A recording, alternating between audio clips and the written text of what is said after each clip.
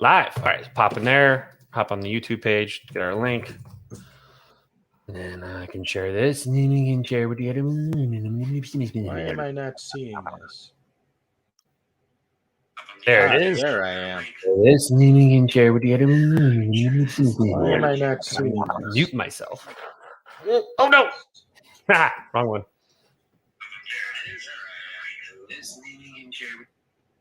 Oh no! There, just mute that. Alright, White Sox.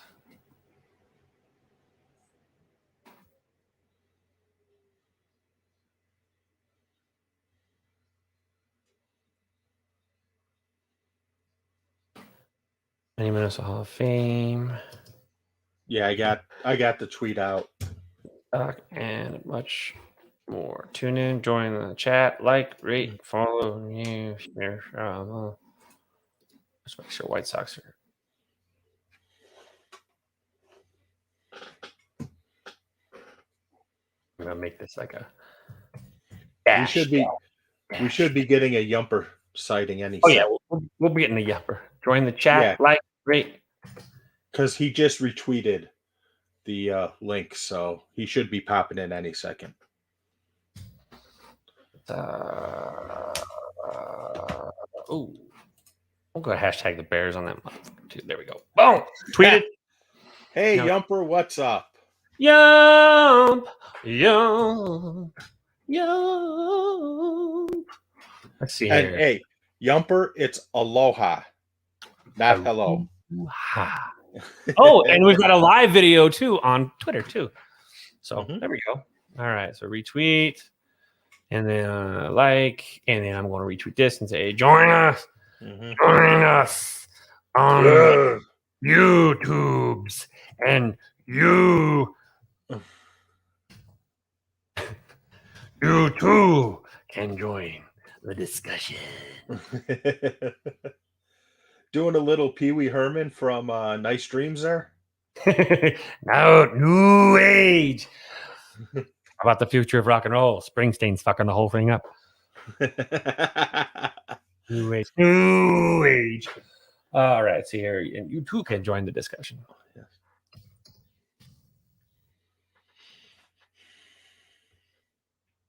Come on in. The door is open. And the water is warm. Have a beer. Because I peed in it, but. You got the little red ring from the urban myth of like chlorine that like tells people who peed. Yes. I don't think that's good. Let's see here. I thought it was blue.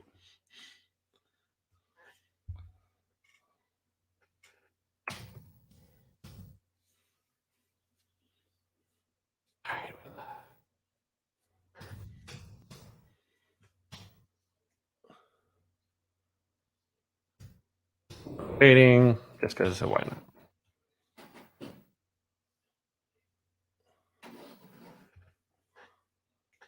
Hey, Yumper, thanks for that comment earlier today. All right, here we go. And then can I see the comments? There they are. Hey, Yumper, we got the viewers. All right, there we go. So ready to go? Yeah, I'm ready. Let's do this. All right, so let me restart this record. All right, we're going to go. And you know how we start. So here we go. 5, 4, 3, 2, 1,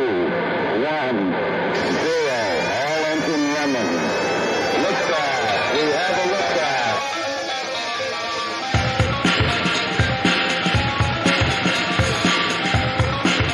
It's time for The Tainted Glove, starring your favorite man of questionable character, Aloha Mr. Hand. Hey, bud, let's party. And the Holy Reverend K-Fitz himself. It's go time, so grab a beer, grab a bite, and settle in. It's time for The Tainted Glove.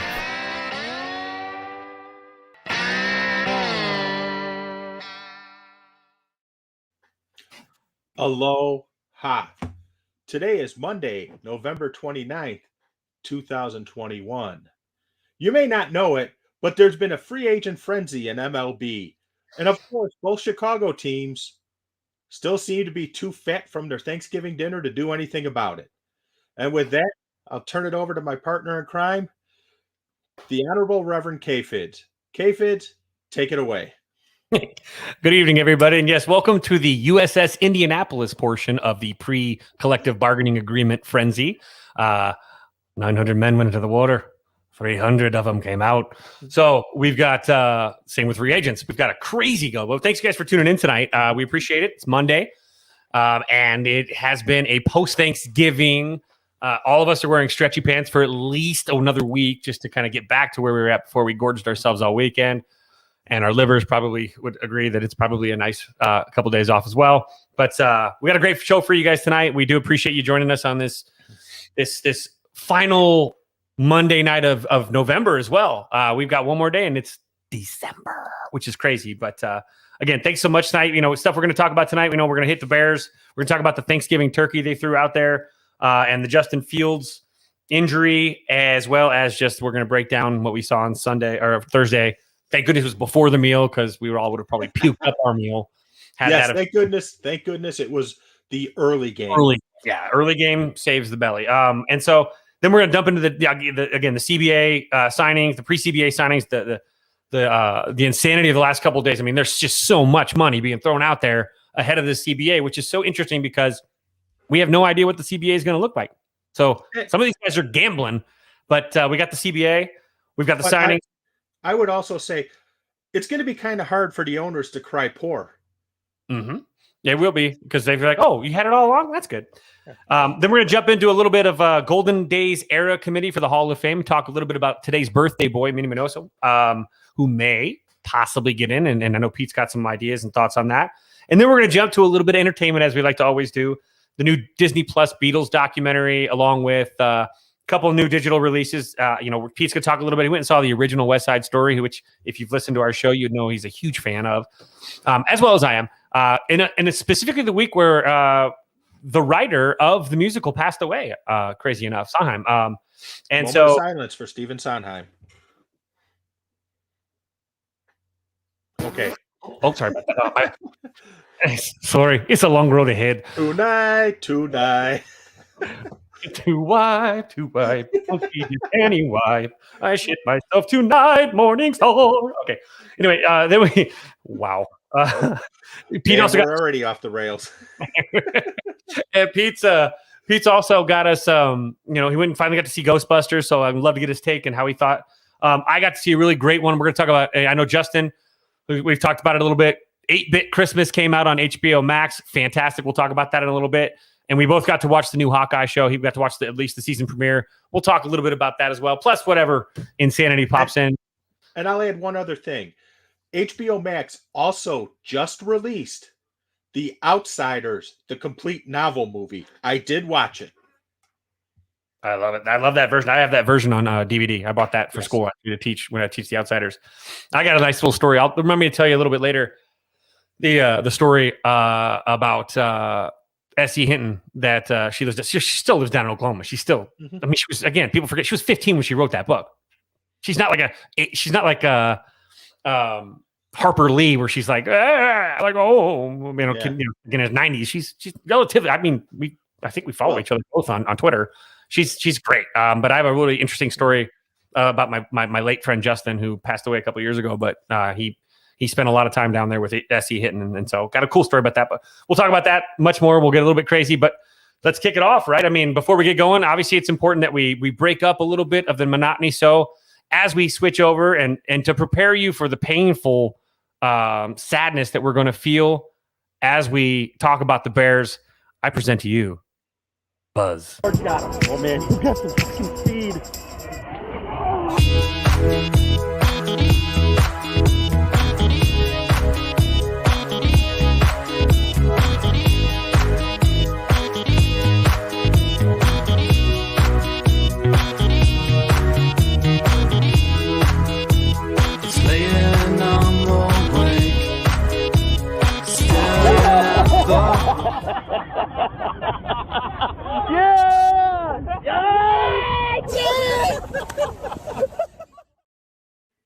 All right, so now we're going to kill ourselves with yes.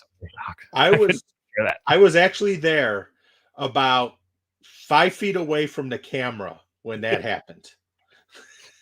fantastic. That was like when he did that. I mean, that just looked like it hurt too. Trust me, he wasn't feeling anything. I can attest to that. Judging by the garbage bag parka that he was rocking to make sure that he didn't get any mud in, which obviously there's plenty. He had grass all over his chin, but that was I know you guys had a great day on that tailgate. So I figured before we talk about the sadness of the Bears, take us back real quick to a moment of happiness and joy before the 2021 Bears started their season. So let's go. Thursday, Thanksgiving, Bears, Detroit winless. They're 0-9-1, arguably one of the worst teams in NFL history. The Bears go to Detroit and have to win via field goal, 16-14. Matt Nagy's still the head coach. All right, Pete, rip it out. Go for it. What are you thinking? Okay. I heard I'll start with Matt Nagy before I get into the game. And I heard an interesting rumor that I don't know the validity of this, but it might make sense, and it is somewhat of a conspiracy theory.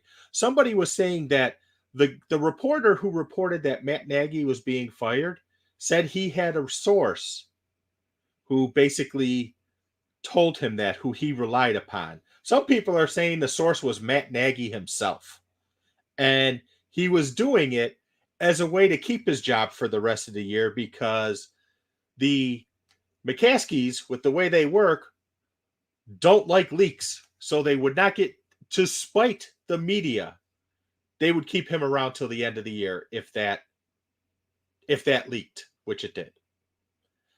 I don't know about the validity of that. I question that because I don't think Matt Nagy's smart enough to go to that level. That's just my opinion.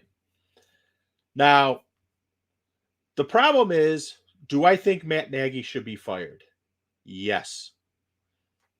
But Matt Nagy is not the only problem. Yes, Yumper, that's some JFK Jr. stuff. Matt Nagy is not the only problem. Ryan Pace, in my opinion, is the real problem with this team. And I'm going to harp on something that I've talked about all season long. One of the things I've said all season is I wanted Fields to basically be a red shirt this year and not play because the offensive line was shit. Well, that's true. You know why? Because Justin Field, it turns out, has a broken rib because his offensive line doesn't know how to fucking block. So, to me, this is my worst fear realized, that this guy was going to get hurt. Will it hurt him in the future?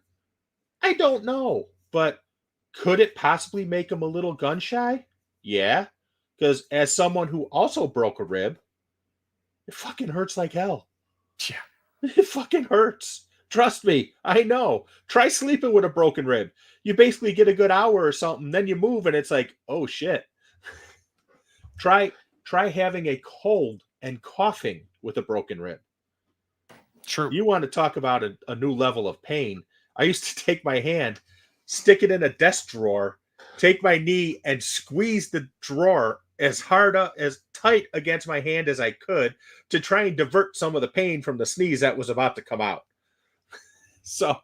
But the problem with the Bears is they just are not talented. There is no reason whatsoever that your quarterback puts up over 300 yards passing and you have to kick a field goal against the worst team in the NFL, one of possibly the worst teams of all time, to win the game at the end of regulation.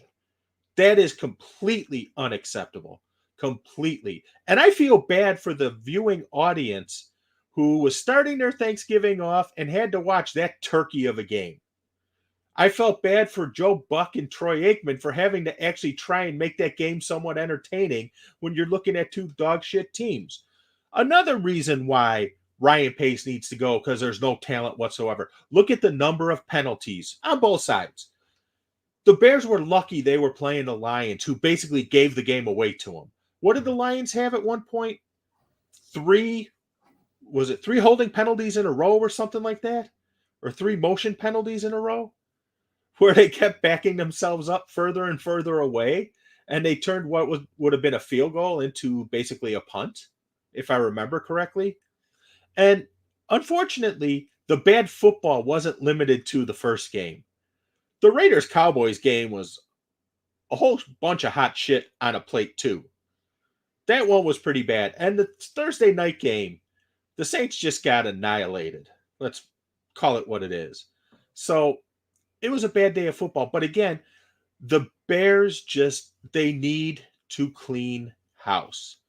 Unfortunately, if they want to clean house, they don't have anyone there who knows how to clean house or who to get to fix the house.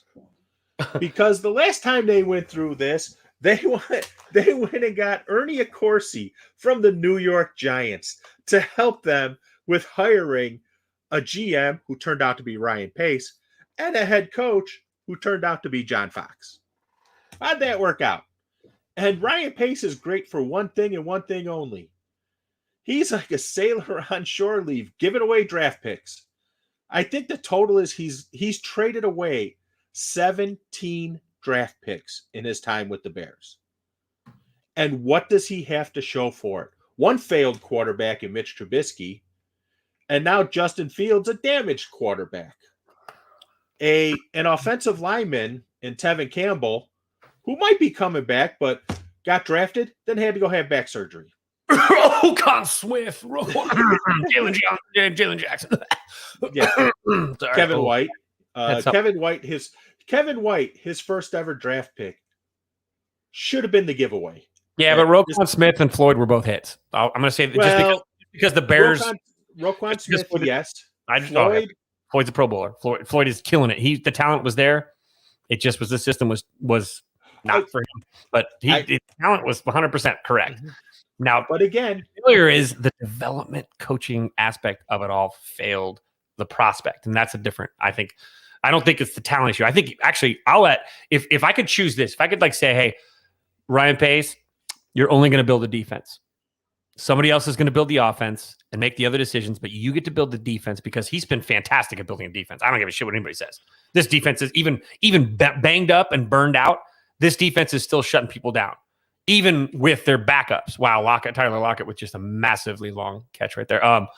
But again, you're right though. I mean, again, you have to have a clean boot. And I know the McCaskies are loyal to a fault, but just he's had so many offensive fails. But when you look at his 5th round picks, Ryan Pace is a godfather in the 5th round of drafts. A godfather. Darnell Mooney in the 5th round. Jalen, 5th round. I mean, he's done some things.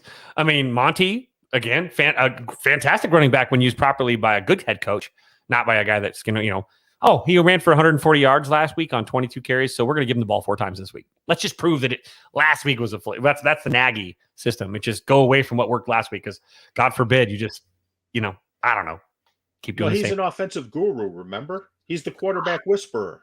Quarterback whisperers, the offensive guru, quarterback whisperer, and intelligent spending are the 3 phrases I want to burn. That's intelligent spending is a Cubs thing, but still.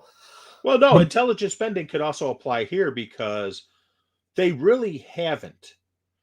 When you have 3 players on the defense who make more than your entire offensive line, there's a problem with that. So, especially when your focus is yeah. ESPN officially announcing it, but broken by Pete Thamel on Twitter. LSU to hire Notre Dame's Brian Kelly as new head coach. Really? Holy smokes. Does that mean Urban Meyer is coming to the Notre Dame? Because I could see Urban Meyer dipping out of Jacksonville real fast. I wouldn't be surprised if Ohio State was on the phone with them Saturday night after losing to Michigan. I know that Urban Meyer said he used to always say his dream was to coach at Notre Dame, and it just never worked out. I know he's kind of a look. I mean, do I need to be friends with these guys? No. Do I have a problem with a dude that he does what he does on his social life? I'm not going to judge a guy's social life. If him and his wife have an open relationship, screw everybody outside of it. He can do what the hell he wants. Yep. Guess what? His players are banging out too. Sorry, it sounds terrible. I know, but he's not. I mean, if that's the role model you want, now I don't know if Notre Dame is okay with that kind of But again, if he wins, I think that Notre Dame's like, oh, you can ask for forgiveness on Sunday. But we got 4 Hail Marys and yeah, there you go. So and a partridge in a pear tree. I'm a big Notre Dame fan. So for me, I'll be honest, I think Brian Kelly's fine, but he's just, there's something missing. Maybe it's just Brian Kelly's teams can't win the big game. And I think some of it's and I'm just afraid that some of it's just a myth because every semifinal playoff game outside of Notre Dame's playoff games have been decided actually by 21 points or more. So the other games in the semifinals have also been blowouts, by the way. When people think, Notre Dame got blown out in the what was the score of the other game? Guess what? Who got blown out? Was it Clemson that got blown out? Or no, who got blown out in the other bracket last year? They got beat by worse than Notre Dame did. Notre Dame actually hung with. Wasn't it Oklahoma? Was it Oklahoma? It was somebody they got blown out. I think it might have been Oklahoma. Yeah, because Notre Dame played Clemson, right? Am I going nuts? Yeah, I believe you're correct. Rematch. I believe you're correct. Clemson beat Bama. Yeah. Yeah, no, Bama beat Clemson's ass in the championship. Oh, was it the year before that Clemson? Yeah. But the year before that was Notre Dame lost to Clemson too, I believe. So yeah, Notre Dame keeps losing to the eventual national champions. It's not like they're getting beaten and the team that beat them goes and gets beat. They're getting beat by the team that wins. But maybe I'm fearful that stigma that might or may not be like really true is making me think the grass is greener somewhere else. Brian Kelly leaves and it's back to like the Charlie Weiss era where it goes back. You take a step back. So I don't know. I don't think that Notre Dame fan, you don't get a choice. Brian Kelly's jumping ship. He's jumping ship. Well, I got to ask one question about Brian Kelly. Is he going to LSU just so he could go Tigers? No, he going down there for the etouffee. That's why he want the etouffee down there. He go down there and give himself some crow. That is. Oh, hey, les amis, down there. That is interesting because because you always hear about how Notre Dame is a plum job. You always hear that, but leaving Notre Dame to go to LSU sort of takes a little shine off of that plum job. Oh yeah, that's very strange. But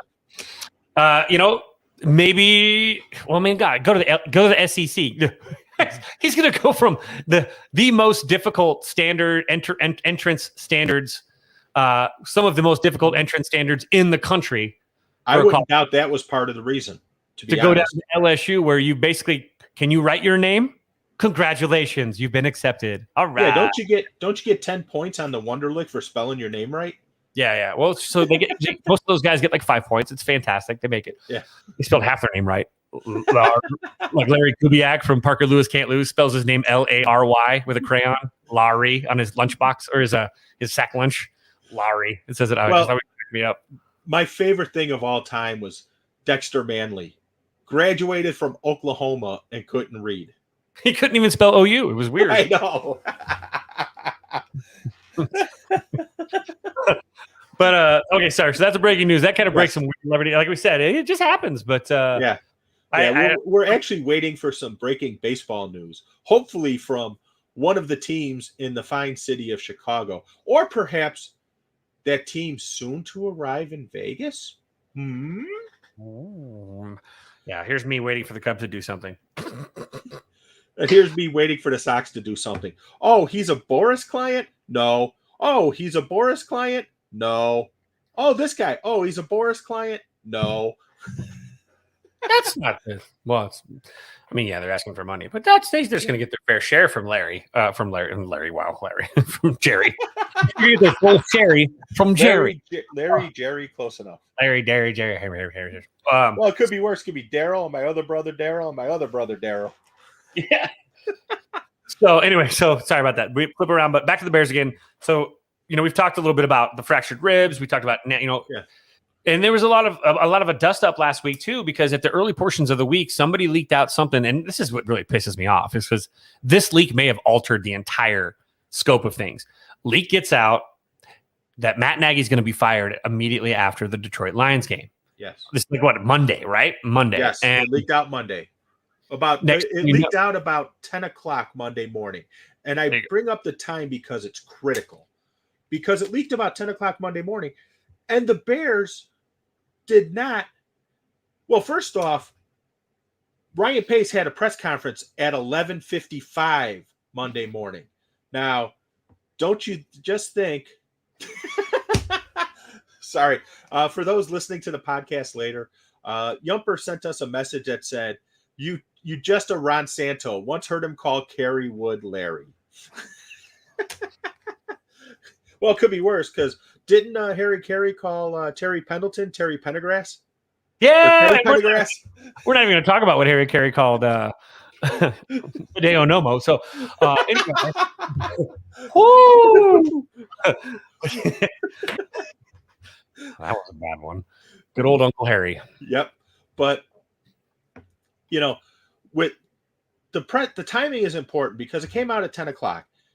And the Bears had open media availability to their special teams coach and to Matt Nagy.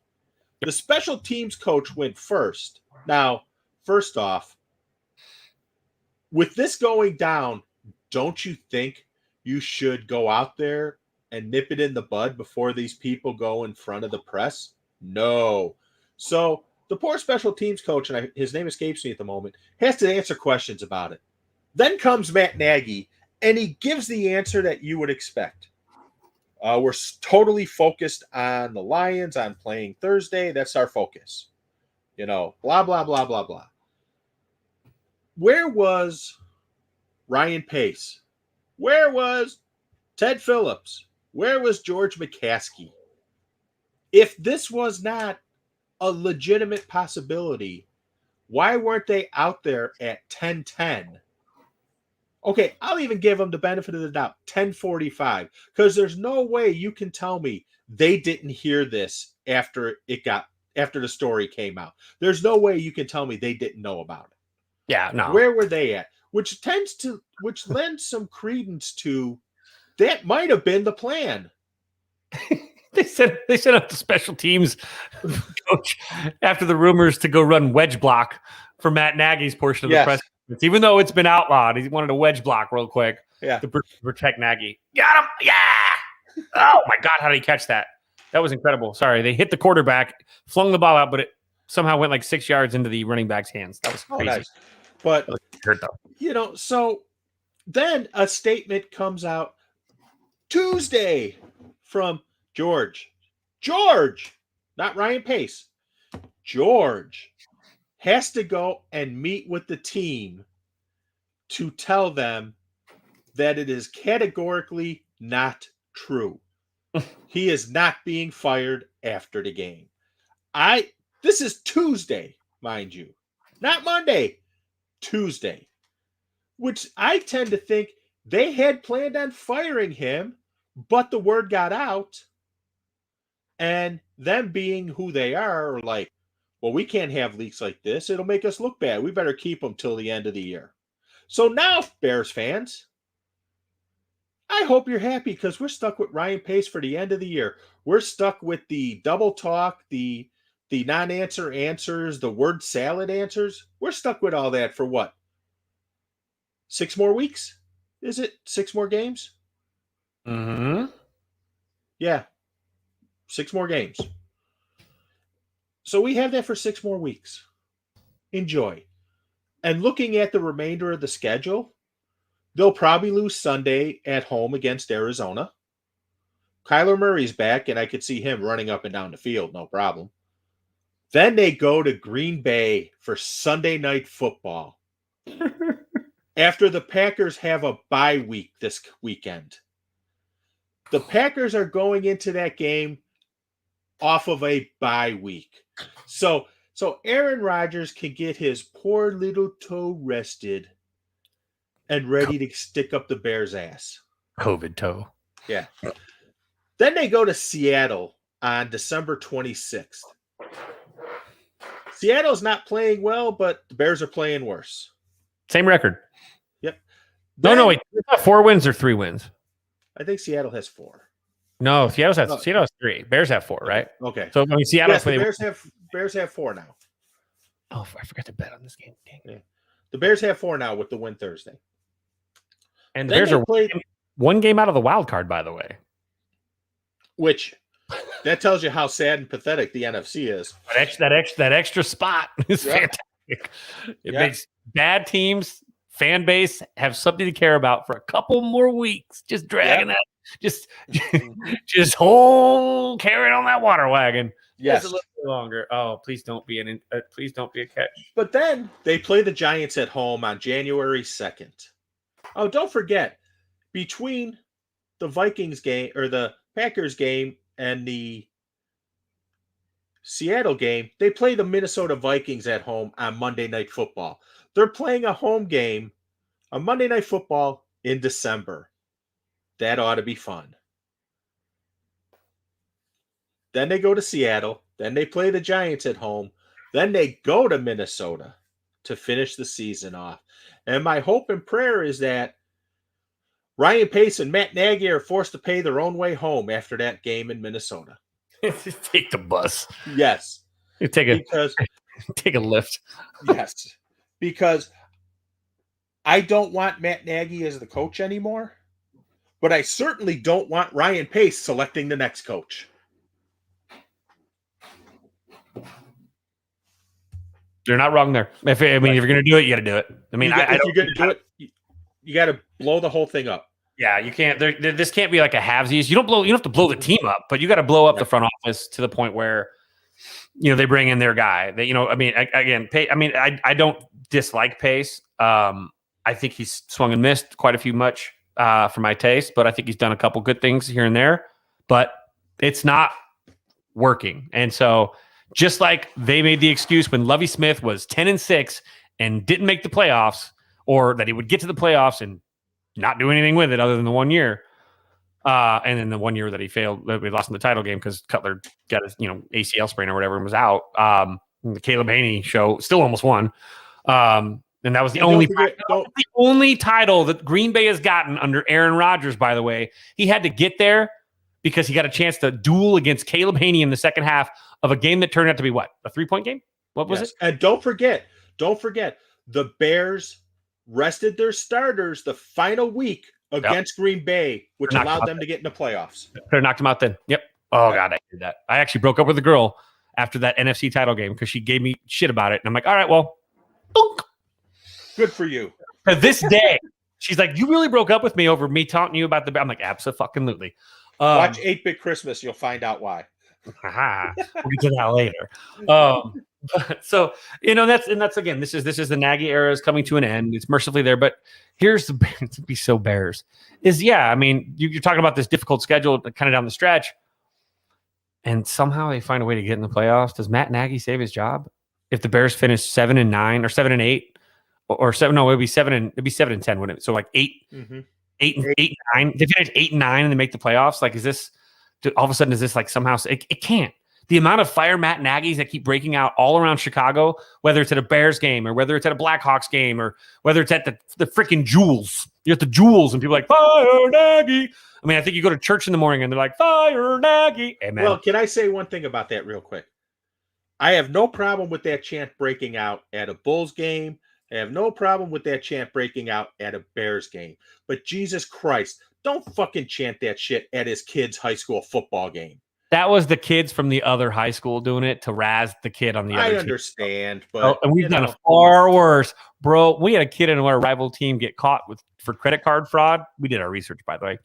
We showed up with gigantic MasterCards and Visas and held them up during the game. And then the dude picked up a charge like in the first 3 minutes. We were like, Jesus, this writes itself. We're like, charge it. And like, I mean, we were mean. I was horrible. I was actually probably, I wouldn't say I hope your family dies like that piece of shit did with LeBron. But I would do my research and I would find whatever drove. I've been flipped off enough by play. I got flipped off by Charles O'Bannon because we were sitting behind the scorers table at UNLV versus UCLA on a Saturday afternoon game. And I told him he was riding the big brother train to college. And he looked at me, fuck you, and flipped me off. I'm like, oh, I got a reaction. Literally as he was checking in, flipped me off. So like I was pretty brutal. And you guys heard me at the game at the White Sox game. I was riding the right fielder for his stupid arm sleeve on his non-throwing. That's right. I'm not mean, but I feel like I'm cheeky and clever. I actually got a reaction from Jamie Navarro when he was with the White Sox. It was in my much younger days at Old Tiger Stadium, and I was in the center field bleachers in the upper level, and he was out doing laps with Mike Sorotka. There's another name from the past. And I proceeded to yell at Jamie Navarro and say, hey, you fucking bum. You should be paying Sorotka your salary for the way he's carrying your ass. Needless to say, I got a dirty look, to which I looked at him and said, yeah, I'm talking to you.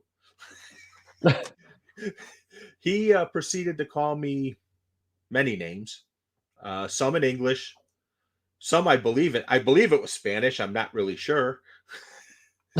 There was puto. There was. Ooh, you got nice. Yeah, asshole, puto. I think there was a chew on my huevos, but Chomp, chomp, chomp. Yep. Yeah. Oh. But I think, in all honesty, I think Nagy has to go. I think he's run his course with this team. I think so. I think that makes more sense than anything. Yeah, it's just run its course. I think we're all. I think Bears fans, and I think for Nagy too. Again, I'll tell you this. Like for example, the Chris Bryant thing when we talked about Chris, the feeling of relief when he got out of the toxicity of Chicago sports and got up to now. There's toxicity everywhere. It's not just Chicago, but let's be honest. Chicago is brutal on athletes. We as fans are horribly intense and horribly we're passionate, right? But we can be pretty damn mean too. And I'll say this, and taking what you just said right now, and Bryant's talking to Philadelphia to be with his buddy Bryce Harper. You want to talk about toxic fan bases? Oh, and see, this is where we talk about go to the Mets. Not like the Yankees. No, Phillies. No, they're going to throw batteries at you. No, I mean, Bryce has told them probably plenty. Yeah. Obviously, again, if you produce, you're fine. But that's so far out. We'll talk about that. I would disagree with that in Philly. They booed Mike Schmidt his entire career. He might have been the greatest third baseman of all time. Yep, and they booed Santa Claus too, by the way. Yeah. So didn't they throw snowballs at Santa Claus too? Probably through batteries too. I'm not sure. Yeah. And if you remember, didn't they cheer when Michael Irvin was carted off the field at the end of his career? Yeah. See, Phillies fans are mean-spirited. Just like New York fans, just everyone's a bum. You're either a bum or you're awesome. Like you're a bum if you're not hitting. Yay, boo this bum. But like booing in New York is almost like a sign of like admiration. Because they boo everything, but not like boo. Like it's just them boo. Yeah. Philly's like boo more. It actually will follow you home in your car, and then while you're sleeping, I'm gonna kill you and your family. Like that. That's Philly fans. Whereas Chicago fans, it's just you get. I don't even know what we do. You see White Sox Twitter, and I see Cubs Twitter too. I see it. Hey, by the way, I see it today. I woke up to something like 2 days ago, some idiot started trying to troll something, and then it just turned into bing, bing, bing, bing because I wasn't responding. Yeah. And then, of course, Beer Garden Jim's like, "Oh, that's Fiddler's burner." I'm like, "Oh no, that's not my burner is Bathroom Spider. You'll know it when you see it. I can't log into it yet. I can't get in. I need to get in. I want Bathroom Spider back." But and he speaks like this. He voice. He sounds like Newt Gunray. Anyway, but it just can be that way. So Chicago, it's tough to be an athlete in Chicago. Michael Jordan was greatest of all time. There's a reason Michael Jordan had to, in his own restaurant, sit in a glass soundproof box to enjoy his dinner with his family. It's not easy. I'm not saying we're bad, like horrible, but when we turn on fans, most Chicagoans get to the point where Matt Nagy right now is on fire outside of Hallis Hall, full bladder. Excuse me, I'm going to go over to the outhouse. Yeah. Matt, hope it works out well. Not even going to piss him to put a piss on him to put the fire out at this point. And it's because when we're done with you, we're done with you. And that's we're done with them. And there's not really second chances. No. And when you're, and Ryan Pace, we're kind of done with you, man. Like it's not, it's time to start over. It's time for the Bears organization to realize that morale is low with the fan base.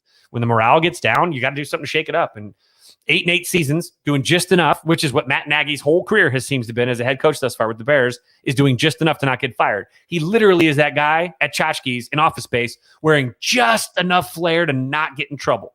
He's not like, what's his name? Chip or Skip or whatever that dude's name is. Brian. The guy named Brian, right? That has like with his 37 pieces of flair. Yeah. Like we need 37 pieces of flair. We need Brian. We don't need Nagy. We need someone that does above and beyond winning. We need the Belichick because Belichick is now winning with Mac Jones. No.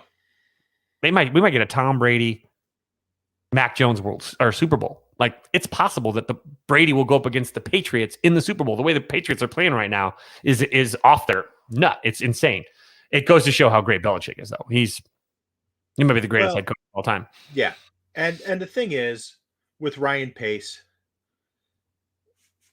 I don't care what anyone says. There is no quick fix for this team.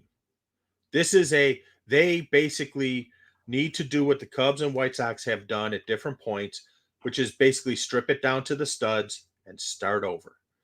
And the reason I say that is because of all the draft picks that have been given away.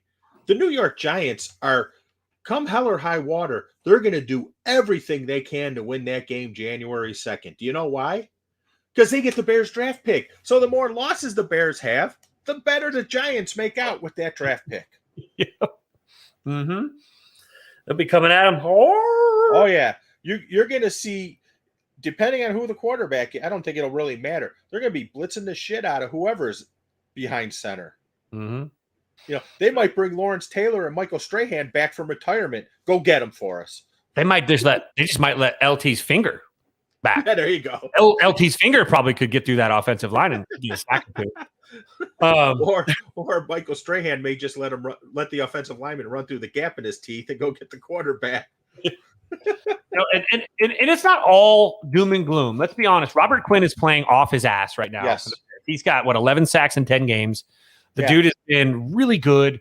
There are some hits that it's good to see, but the whole package just ain't there. And as Bears fans, again, we're not sure if it's the head coach or what. I mean, we're pretty sure it's the head coach, but I think it's more than the head coach, though. I think it does make it harder, though, that Matt LaFleur comes in a year after, is also a young Nagy-esque type coach, and he's killing it up in Green Bay. And here's the problem that I have. You watch a Green Bay game, in fact, I'm watching the Redskins game right now. I feel like everybody's wide open. I feel like everyone, and that's a scheme. The scheme is getting people open. Rodgers obviously delivers, and he makes the decision. There's more to it than the scheme, though. But sure, it doesn't feel like he's scheming much for open receivers. It feels like they're scheming directly into the fact that his offense has been figured out, and now he doesn't know what to do. His shtick is. It's not only that; it's also you got a quarterback who's under attack the entire time. Yeah, but he had more time than Trubisky. He actually had more time than Trubisky. When you look at the average time between snap to throw, it's actually insane to think that Trubisky had less time. Right. And it makes you feel a little bit, sad for Trubisky. Not saying Trubisky's Justin Fields by any means, but no. That also makes decision making very difficult. And I know that the reputation Fields has is for hanging on the ball too long. Mm-hmm. There needs to be an offense that works for your talent and we've talked about it ad nauseum on here. Mm-hmm. Your offense caters to your talent, not to the system. If you try and run a system without the talent, a system that opposes your talent, boom, it has to be that symbiotic relationship. And Matt Nagy doesn't do that. How many RPOs did he call with, like 2 weeks ago or whatever it was, when Fields is in, they didn't run a single RPO. As soon as Andy Dalton gets in, they run an RPO. The guy that runs like a 10-minute 40 to compare to the guy that runs a 4.3 40. What are we doing here? Mm-hmm. It's almost like he was calling plays for the Ginger Ninja while Fields is out there. And then when Dalton's out there, they're calling it they grabbed the wrong playbook. They grabbed the Justin Fields playbook when Dalton went out there, and they had the Andy Dalton playbook when Fields was out there. Like he was trying to prove something. And that's a problem too. And I think Nagy's, I think that a lot of people are like, well, Nagy's humble. He's not. I think he's got an ego. I think we're dealing with a that has a serious, I mean, again, how long can he give up the playbook? We know he's still calling plays. Mm-hmm. He wouldn't have paused and called timeout when he lost his headphone, if he wasn't calling plays. He'd have trusted the call from his, offensive coordinator. He didn't. So it's like a gatekeeper. It's like on he's doing Tecmo Bowl. Give me 3 plays. I'll choose one of the 3, though. We'll say you called the play, though. That's what I think we're at right now, where he's like choosing one of 3 options or 1 or 2 options. And then he just picks one of he has an offensive coordinator that chooses options. And then he makes the last call because he's a stubborn jackass. And and Mailman Jack just said it in the in the chat as well. But so, and again, we watched the Bears barely win on Thanksgiving. We watched a pretty good Raiders game too, Cowboys game. That was fun. And then we watched Buffalo just dismantle New Orleans too. So things are really kind of shaping up a little bit. We're here at this stretch run. We'll see what the Bears have when they, when we see them this next week. And this week is Baltimore. No, they have Arizona here. Arizona, that's right, Arizona. Yeah. So that should be interesting to see if they get Kyler Murray back, and if he is supposedly he is back. Oh yeah. It's gonna be who knows? You know what? Sometimes you can get into his head a little bit. So you'll see. We'll see. But not going to be an easy one. So if the Bears can win that game, then okay. Doubtful, but so from that, the one thing to pay attention to with that game Sunday, let's see what attendance looks like, because the McCaskies always seem to act when those seats aren't full. Mm. So let's see if people. Now I'm throwing out the Monday night, December 20th game against the Vikings, because it's a fucking Monday night, Christmas week. And if it's snowing and cold and everything else, there are going to be some people who just say, fuck it. So I'm throwing that one out. I'm looking at the attendance in the Arizona game, and I'm looking at the attendance in the New York Giants game, especially the Giants game, because that's their last home game of the year. Because even if they make the playoffs, they'll be on the road. That's their last home game of the year. Let's see what the crowd looks like. If the crowd is empty, or if it's noticeable that there are empty seats on senior day, yes, the McCaskies will do something. Yeah. So speaking of doing something, holy smokes, this pre-CBA is on crack or meth right now, because deals are just dropping after dropping after dropping. I mean, it's a general list of MLB deals before the collective bargaining agreement. What ends? Is it Wednesday at midnight, or is it Tuesday? Is it tomorrow night at midnight? I can't remember. It is Wednesday. Yeah, it is December 1st, 11:59 p.m. Eastern time. So listen to this. If I got this right,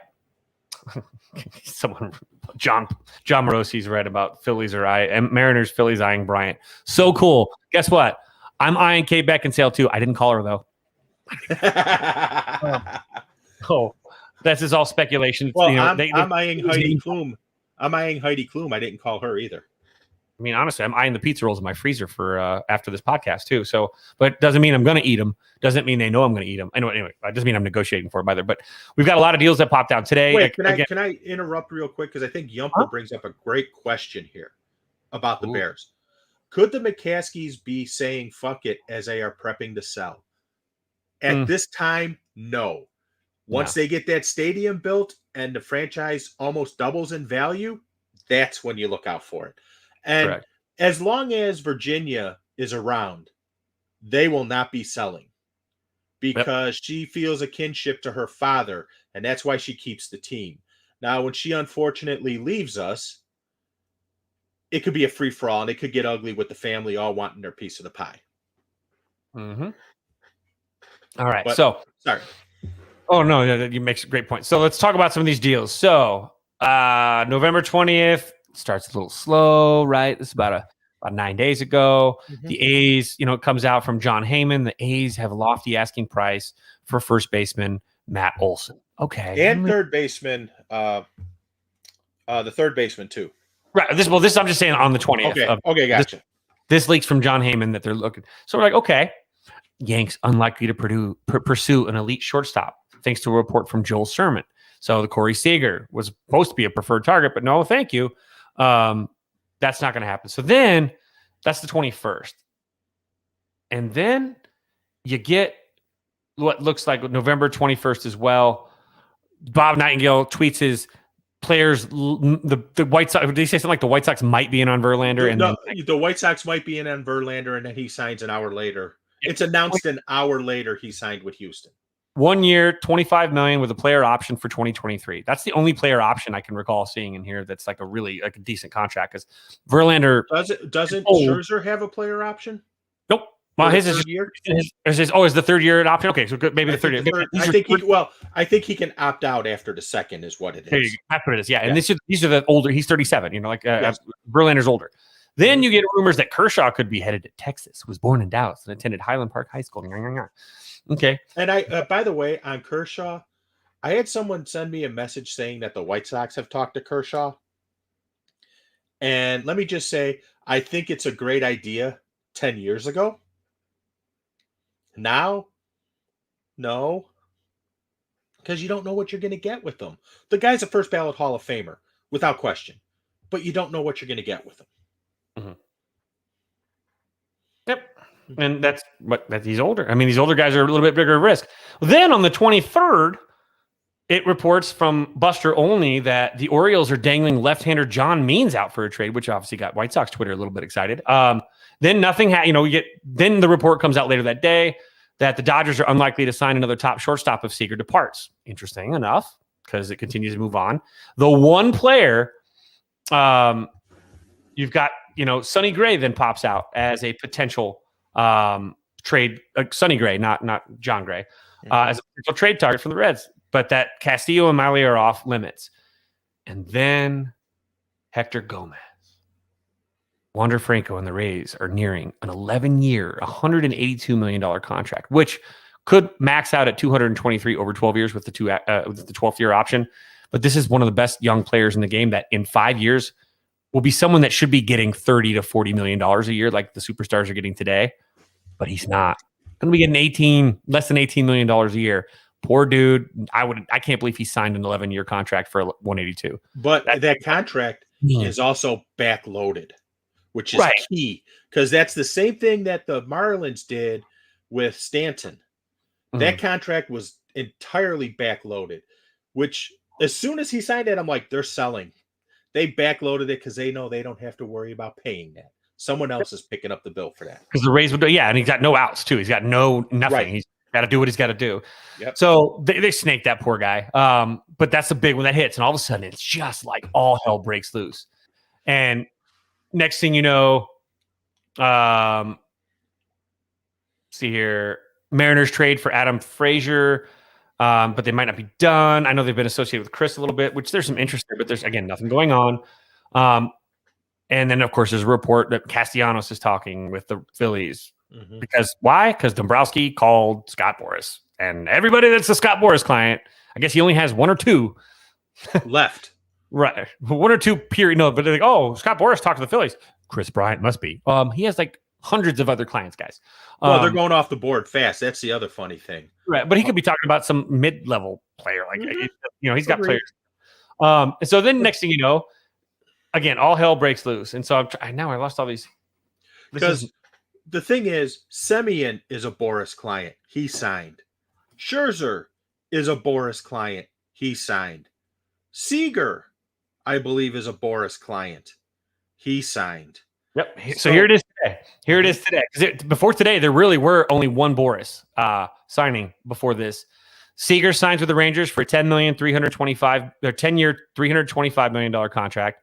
Scherzer signs with the Mets for a 3-year, $130. Max Scherzer, his contract is the entire Cubs slated budget for 2022 currently. And his entire contract or his 1-year salary is more than the entire Sox starting rotation. And he also gets that vested thing from the Nats. So isn't that an extra $15 million a year? So really, he's going to be making. I believe it starts next year too. He's got 3 years of it, like 58. So he's making like $58 million a year. Robbie Ray agrees to a 5-year, $115 million with the Mariners. The Marlins get Jacob Stallings from the Pirates. Marcus Semien agrees to a 7-year, $175 with the Rangers, who got real active today. Marlins and Avi Garcia signed to a 4-year, $53 million. Kevin Gausman in the Blue Jays, 5-year, $110. John Gray, who was a big-time Cubs target, at least in the Cubs fans base, because he didn't have an issue with the what's it called, the Coors draft Field effect. No, the qualifying offer. Yeah, the QO stuff. He signs with the Rangers for a modest 4-year, $56, which the Cubs could easily have done. So, oopsie. Corey Kluber signs with the Devil Rays. Kirby Yates signs a 2-year, $825 with the Braves. Daniel Hudson grabs a 1-year, $7 million with the Dodgers. That's today, basically. Don't forget the Mets moves on Black Friday. Yeah, the Mets moves on Black Friday, which was Scherzer. No, not Scherzer. It was Escobar. That's right. It was Starling Marte. And who was the third? Shit, I can't think of the third for the Mets. But Escobar and Starling Marte were two of them. Let's see here. I'm trying to scroll down a little bit. See more. See more butts. Oh, here we go. Scherzer. So yeah, Scherzer's deal, and then go a little bit before that. No, that's not it. So let's see. Is it Chris Taylor? No. No, it wasn't it. It was Starling Marte, it was Escobar, and it was a third. Oh God, this thing doesn't help out. Here, let me take a look, see if I can find it. Wasn't it Simeon? No, Simeon went to Texas. Simeon went to Texas. Yes. Let's see here. Gaussman. I got Gaussman in there, right? So I didn't. Oh, here we go. See here. Seager, Simeon, Robbie Ray, Scherzer. Marte was a 4-year 78. Mm-hmm. Syndergaard, obviously we knew about that one. 1 year, 21 million. Verlander, 1 year, 25. Eduardo Rodriguez, the Tigers, 5 years for 77. And yeah, the John Gray, Avi, those are on there as well. So Mark Hanna was the other one for the for the Mets. That's what it was. So that's a bunch of insanity. And we know the CBA is coming down. And again, we've talked on this show. And again, I've stated very clearly how wrong I was in my belief that the players no one would be signing before the CBA. And here we are, millions and millions and millions of dollars, or $500 million for the Mets or the Rangers today, $500 million, and $500 million for the Mets too the other day. Overall, total like in contracts and deals. And we're here 48 hours, less than 40 hours before for a CBA possible work stoppage. And so we talked about this on the show a few times. My theory that this is all one big honeypot. This is and if you guys aren't familiar with what a honeypot is, it's an old spy trick that they would use to entrap possible witnesses. They would have a very pretty or attractive guy or a pretty girl, depending on what the preference was, seduce somebody. Like Fang Fang with what's his name in California, Swalwell. Yep, and their whole thing is then now you're done. You're not blackmailed in that sense, but you're honeypotted. You've now been sucked in by the honeypot, so to speak. And I feel like the owners have honeypotted Major League Baseball. I feel like they know that the CBA is going to be for them a bigger deal because they're going to start losing some of these things that they've been manipulating for years, like service time. It's got to be gone, right? You're going to get the DH. I'm not see some of these offensive guys signing before the DH. They might realize their value is even higher with the DH. I think another thing for KB is waiting is that too. I think Castellanos as well. But then you have a honey bucket's very different, man, Jack. That's correct. Looks like a camel's. Never mind. The thing though is I think that we talked about this last week too. Though they're getting all these huge deals, and these dudes now are sitting here looking at a work stoppage. What interest do these guys now have in them getting a deal done so that they don't miss any time? Because again, if you don't work, you don't get paid. So if the players sit out half a season and they don't budge because the owners are like, I'm not budging, F you, and they do what they did during the COVID stuff when they were negotiating then, which was really bad as far as bad blood was concerned. All of a sudden, you've got these dudes hanging out in the wind, not getting these millions because there's a work stoppage. And all of a sudden, you see the pressure from some of these dudes to put pressure on the MLPA to get the MLBPA to get the deal done.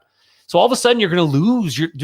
With every big contract that these dudes sign, I feel like the players are losing the high ground in their negotiations because the more that sign, the more that are going to be pressuring for just get it done, man. I just signed for $325 million. Give me my 40. I want my 40 million for the year, right? Scherzer's like, hey, give me my 58 million. They're going to be pressuring this stuff. So I think that it puts an undue pressure on the union, which is again, I've told you, I don't trust the owners. I know that there's something up their sleeve. And to me, this is what's up their sleeve. They're honeypotting the game for negotiations here when there's this work stoppage. And now it went from, things are looking pretty good a couple of days ago. Today, expect a work stoppage, period. Like, don't pretend like they're not getting a deal done right now. They're not close. So all of a sudden, we've been honeypotted as fans too. We think, they're close. Now we're going to get to this point. Nah. And this might go deep. And I think you even said it might go deep into January, February, maybe even longer, depending on how. Because again, the owners are pricks. They won't open the books. They won't show what they're making for real. So this is a distrust kind of situation when two sides don't trust each other. It's hard to get some close. But I did see some really interesting from an article today. I think I shared it with you and Jack on our little text thread about some of the things that are being pitched in this new CBA. Yes. So let me kind of go over this real quick too. Before you go there, I want to recommend something to everybody, and also hit on one point you made on The Athletic, which if you don't subscribe to it, they're having a half price sale. It's well worth it. There's some great baseball writing on it. Evan Drellich wrote a profile about Bruce Meyer, who is the head lawyer in charge of the players union and who is the one doing the negotiations on the player side for the CBA. He's the guy doing the negotiations. One of the things that they talk about in this article, which is relevant to what you said, is there were a lot of players last year who were wanting to go back and play long before they actually did, because they said, we need to get out there and play. We got money on the line, blah, blah, blah, blah, blah. So the honeypot you're talking about is very, very real, because I think the owners saw it last year and they figured, we'll try and do this approach, make them a little bit richer so that there's more money on the line. So maybe their voices get a little bit louder. There's more profit on the back end of these deals if the CBA goes the owner's way post negotiations. They might lose a little bit overpaying up front, but the invaluable aspect of honeypotting these players before negotiations can really get going is 100% a ploy to get a deal. And it's like spending money up front as an investment, because at the back end of this whole thing, you're the one that's going to take home more of it. You see, because we think, oh my God, $40 million a year. To these guys, these owners are like, shit, I could have gone like $60 million a year. Let's be honest. The profit margin that we have that nobody can see, I could have given him 60 and it's a drop in the bucket, to be honest. We don't know that. We don't know that Scherzer could have gotten 60 mil. Why? We don't know what their finances are. They haven't opened it up. And I think that's one of the things that now will close down in this negotiations is I'm sure the players are asking to see the books and they're not gonna. And now with all this money out there, the Yumper even says it in our chat here, the owners can't cry poor after this. No, but we don't know how much more. They've had this the whole time. They've had this money here the whole time. They just haven't given. How much more are they holding back that we don't know about? And that's the kicker. There's one team's books who you can see. Atlanta, right? Yes, because they're owned by Liberty Media, which is a public company. So they have to report on the Braves' revenues and expenses and everything else. I haven't gone and looked at their annual report or anything like that yet to see what they got. But there's a couple other things to consider with the lockout. And this goes to what you were going to start talking about with some of the features that are being proposed as part of the CBA. So why don't you give those, and then I'll give my opinion about one in particular. Okay. So the first one, the format would call for 14 teams, 7 from each league to make the playoffs, which is 4 more than what we have right now. Then the 3 division winners in each league would be joined by 4 wildcard teams to make up the playoff field. So the team with the best record in each league gets a bye into the best of 5 division series. The remaining 2 division winners get to pick their wildcard opponent from the bottom 3 wildcard teams. Basically like gym class, which is always insulting. The division winner with the second best record would pick first, number 3 seed, and then on and on and on. Once the matchups are set, the higher seeded teams host all 3 games in a best of 3 wildcard round. So there's full home field advantage. Winners in a wildcard round would advance to the divisional series, and the playoffs would continue as they have in the past at that point. The time off between the top seeds is obviously a concern. So that's one. Also, what slipped into the negotiations, and by the way, that makes more money for the owners, by the way, more playoffs, better ratings. And that's all of a sudden, exactly it. I would 40 million, could have been 30 million, now 40 million. The thing to pay attention to is specifically, where is the playoff money going? Mm-hmm. How is it being divvied up? That's the key thing to pay attention to. Because if the owners are getting a large portion of that playoff dollar, the money they're doling out right now is really a drop in the bucket. Yep.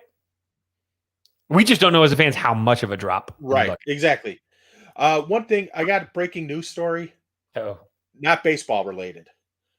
Tiger Woods says his career as a full-time golfer is likely over. Fox Sports just posted that a little while ago. I thought it kind of was. I thought he was only playing a few tournaments here and there. But I think he's coming back from his car accident and realizing it just ain't there anymore. Could be. Could be. But again, we know these guys too, these freakishly insane athletes down the line that, I feel it now, when they'll go out. The competitive junkies. Yep. It's like a rider can't stop riding. An athlete can't stop athleting. Yep. So we got that part of it, the playoffs. And again, that provides great bulletin board material for the team that's like picked last. Like, F you, bro. You think you're going to beat me? Or no, the first one, the team that's picked first, actually. Sorry. They'd be the ones most offended because their first one's off the board. And I pick you because we're going to beat you. So we got that. The next one, too, is something that's been slid into, and this is something newer I hadn't heard, but the league believes that it may address some tanking concerns with the league, which is they're going to possibly add in an NBA-style lottery for the draft. So no longer will it be the worst record in baseball automatically getting that, which we've seen with the Cubs and the Astros, and now the Pirates and the Diamondbacks and some of these other bottom feeders or whatever, tanking on purpose. You burn out your team and then you finish last and you get that first pick and you just fill it up. That's what Houston has right now. Houston built itself with how many seasons in a row with the first overall pick over and over and over and over again. Well, the funny thing, if you really look at their history of first round picks, it's not good. It's not good. But the first part of the second round. Yeah. The first part of the third round. Like the first part. Who was the pitcher they took instead of KB? Oh, they took Appel, wasn't it? Yeah, Appel, wasn't it? Yeah. Never pitched in the majors. Washed out. Didn't Brady Aiken basically turn out that he had a bum arm? Yeah. Yeah, Gray, Sonny. It was a Sonny. I think it was Sonny Gray. I can't remember the Grays. It's one of the Grays. I mean, went the year before, and Apple was picked before, and he sat out. So that's that. That's an interesting one to me, just because I look at it and I see. That stinks. That's McKissick, not the other guy. You got that. So that's that. That's another thing they're going to look at. Where did my go? So you got an NBA style lottery to draft the players. It could be, again, they need to show their balls, so to speak. They need to make sure that it's an open process, that there is nothing like the NBA thing is just, it seems so sketchy. It seems like being wink, wink, nudge, nudge, pull the earlobe. Remember, the rumor is that the envelope that had the New York Knicks in it when the Patrick Ewing pick was made was frozen. So you could touch it and go, oh, I don't want to take this one right now because we want this to be number one. Oh, so I'm getting text. Brian Kelly, can you confirm? Someone was it a message? Oh, yeah, never mind. That was just Kerry being a joker.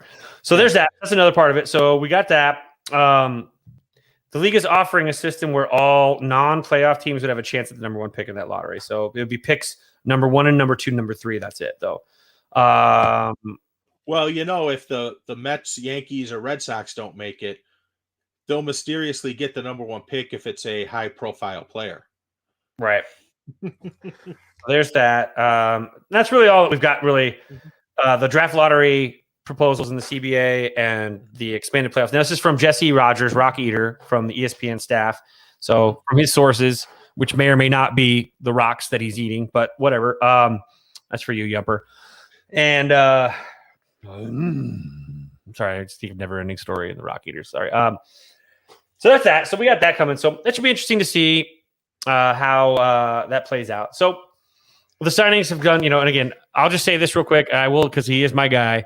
I'll throw this out there, and I'll say it again on the Pinwheels and Ivy podcast later on this week to clarify and confirm this too. But from the Bryant camp, I can confirm to you, the Bryant camp, and I quote, believes, and this is, and I quote, Gut says nothing's going to happen till February when it comes to his contract. So unless somebody throws out an insane amount of money, all of these little national writers that have no connection to KB, haven't spoken to KB, have no idea what KB is really up to other than their own speculation, because teams are interested. Yeah, like we talked about earlier. I'm interested too. Like in Kate Beckinsale, that's fine. I didn't call her. I'll try to. That's fine. But so that's kind of where we're at. So KB, there's nothing going on. There are no negotiations. If something drops before the CBA, I'll be extremely shocked because it means he probably got like a $35 to $40 million deal. He got the proverbial stupid money. Right. He got the stupid money. Now, it did come out this past week also that Javi Baez, another former Cub, not my favorite dude in the world, his starting ask is what, $33 million a year? And I could also ask for $33 million a year. Was it 8 years? What was it? What was it? Oh God, what was it? I want to say it was 7. Yeah, 7 years for like 250. It was like, I was like, wait, can I do the math here? 33.5 million? You're asking for 30? What the? So for a guy that had the most errors in baseball, struck out more than any player in the game, was pretty good when he was with the Mets for a second, but still has a career career WRC plus of like 105, and had, again, not the greatest year defensively, has had issues with discipline, showing up on time, doing his work, focusing, excuses, and a very violent swing that beats up a body. Asking for that long a deal for that much money is just incredibly, I don't know if it's aloof, but we do know that a better shortstop than him got less than $33 million today in a 10-year deal with the Rangers. So that's his ask. So we got some really crazy stuff, and I can't tell you what KB's ask is, because he really doesn't know. I don't know if that makes sense. Every time me and him, or me and his dad talk, or me and his brother-in-law, all this, there's no real ask. It's just kind of like, you give me a number and then let's negotiate and let Scott do his thing. But he doesn't really have like an ask. Like, God, like, here's how bad I am. I'm like, oh, are you gonna get like a 5 years, 6 years for $25 million a year or whatever? And now I'm seeing these numbers come up. Like, geez, he better get like 40. I don't know. So I don't really know how to gauge the market anymore. I really am dumb with that. So, but I can tell you that there's nothing at this moment even remotely close to being on the horizon. So if you want to click on tweets like that, and if you want to click on articles that mention it, feel free. You are joining the clickbait. Javi's was 6 years for 175, and all the McDonald's he can eat in the tunnel during games. And does he get to take flights with Ronald McDonald on the plane too? He also gets his own strain of weed, named after him, the Javi weed, which you smoke it and you start swinging it shit out of the zone. So that's where we're headed with that whole thing. So the Cubs thing, Rizzo is kind of out there for the Cubs, may or may not, but there is some talk from a couple of accounts today that an old Cub, former Cub, may be coming back. And Yumper and I got all excited because we're thinking like it's our boy Andrew Chafin. I want the Chaff Master back in Chicago. Is he a free agent? I thought he had it was a trade thing. Gotcha. But we're wishful thinking. Just like Cub fans, the Cubs are going to do anything but give out minor league deals, which I've been shit on all week for saying and making jokes about it. And then what was the big move the Cubs made today? While everyone else is high rolling, another minor league deal. The Cubs have made like 7 minor league deals. They have not signed an actual contract other than picking up somebody on waivers and then taking their option, or getting someone via trade for cash. They haven't signed anybody. So here we are in this offseason where Jed Hoyer said we're going to start it out. Well, obviously, we're always the goal is to compete for a World Series. Then he downgraded a couple weeks ago. Well, we just want to make the playoffs. We're not going to be able to compete for the World Series like the Dodgers. So we're trying to make the playoffs. The old, high five your team. We made the playoffs, guys. Here's some orange slices and Capri Suns. And then we're here at this point now where it's looking more and more like 2020 is going to be that year where they sign a bunch of possibles and hope they pan out like the Pittsburgh Pirates small market team does, and then spin them at the deadline for draft picks or for prospects. That's where I think the Cubs are at. And I'm not holding my breath. Now, look, I could be wrong, and they could roll out, and then I'll believe it when I see it. I have zero faith that Jed Hoyer is going to do something. And so for me, I don't think that the Cubs are going to make any giant moves. If they do, again, this is me. I'll believe it when I see it. I am doubting Thomas. I need to stick my fingers in the crucifixion holes and in the hole and in the wound in the belly to make sure this is real, because I won't know it. I won't until something's signed and it's there on paper. I just don't have any faith. I mean, they missed them. I mean, how do you not? The Jonathan Gray thing was proof that they're not trying. Like, that was an easy contract with no QO, and so was the Steven Matz contract, if you really look at it. And he went to a divisional rival. Yes. Go to a divisional rival. Now, I got shit on because I made a joke saying, well, that's what happens when you offer minor league deals. And I have some people that follow me that don't know how to read or don't understand sarcasm. They're like, no, he didn't. I'm like, Jesus, I wasn't saying he actually was offered a minor league contract. I don't think he was offered a contract at all, I'll be honest. He wasn't offered anything. But I make that joke, and there are some people on Twitter that are so just game for defending the owners and defending the front office. They are bootlickers. They got their tongue so far on that boot for ownership. I don't get it. I don't understand it. And so, yeah, Michael Lawrence, another one. My God, they're not trying. If this is trying, just like the Javi Baez, we tried. I saw Javi. You gave him one contract over in what, March of 2020? Was it March of 2020? And they didn't go back. 19, wasn't it? 19, March of 2019. That's right. Because 2020, the pandemic hit. It was 19. Yeah. So that's trying. Not giving Chris an offer at all. That's trying hard. Well, we're going to see here soon. Now, maybe the Rizzo offer will actually age well, but of those three players, Rizzo is by far the least valuable now at this point. No offense, as much as I love the dude. If Javi gets what he's asking for, what the Cubs offered ain't even close. Will stand the test of time. Aha! Nope. Well, there's a couple things I want to say. First, look at who's giving out these mega contracts. Texas, Seattle, Toronto. Notice anything about all those teams? They've been a few years since the playoffs. Yep. So, especially with Texas, this is the same thing I said about the Sox a few years ago. There is a suck tax that needs to be paid to get a player like a Semien or a Corey Seager to go there with as bad as they've been the last few years. There has to be an overpay. The classic case of that is Jason Worth going to the Washington Nationals. That's the classic case of it. That's the overpay. That's an example of the overpay. That's what I think Semien and Corey Seager are, because they have this new ballpark in Texas. They need to fill it somehow. The product on the field is shit. So how do you fill it? Well, if the product's shit, you bring in some big names to try and draw people in with the big names. Second, there's something that I've been reading about, and I sent this to you earlier today, that there's an issue that may keenly affect the Cubs. Not so much the White Sox, but definitely the Cubs and some other teams. Sinclair Media Group is teetering on bankruptcy. Guess who Sinclair is partners with the Cubs on? The Marquee Sports Network. If Sinclair goes into bankruptcy, that is a revenue stream that the Cubs will lose. That plays into their dynamic as far as signing talent, because they don't have that they don't have that revenue stream, because the money they would get paid, the carriage fees as they're called, that they would get from Sinclair for the Marquee Network will probably go away. And if you think the Marquee Network quality is bad now, remember, Marquee only really has the Cubs. They don't have diversified programming like Comcast Sportsnet in Chicago, or NBC, whatever the hell it's called now. They got the Sox. The Bulls are on right now, and they have the Blackhawks.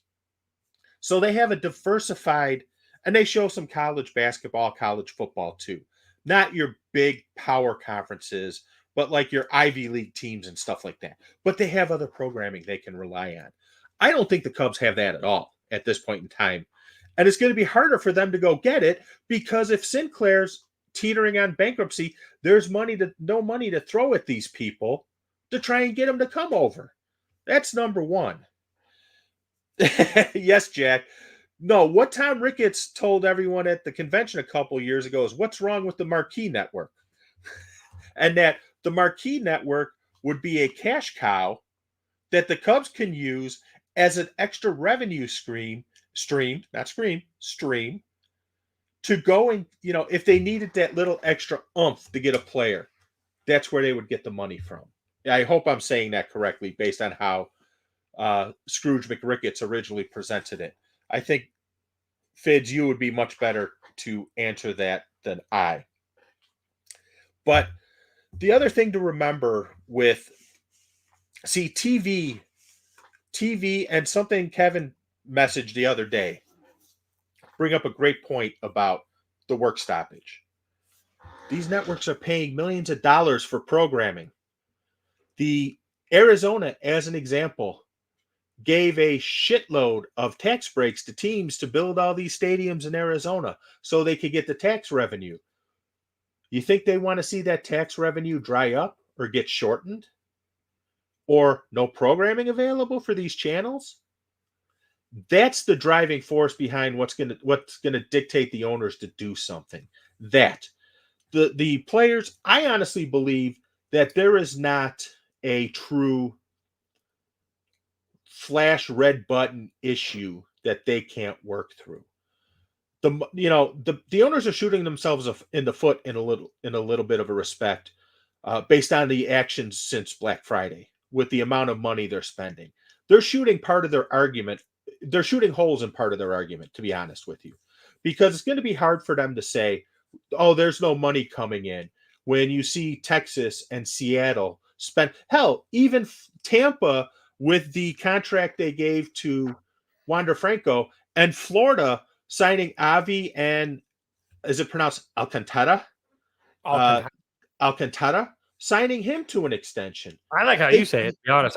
I would like you to say it a couple more times. Alcantara. Ooh. All of a sudden, like, But now batting. Alcantara. But they're shooting themselves in the foot, and they're removing one of their key argument points. They really are. I think there's going to be, after the CBA is resolved, I think you're going to see a few teams go on the sale market, to be completely honest with you, because I have a feeling some of these numbers are scaring some of these owners away.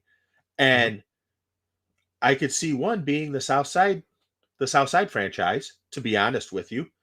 Another I could see is Pittsburgh, because I think that owner in Pittsburgh uses it as a piggy bank to take in the revenue sharing and keep that as profit.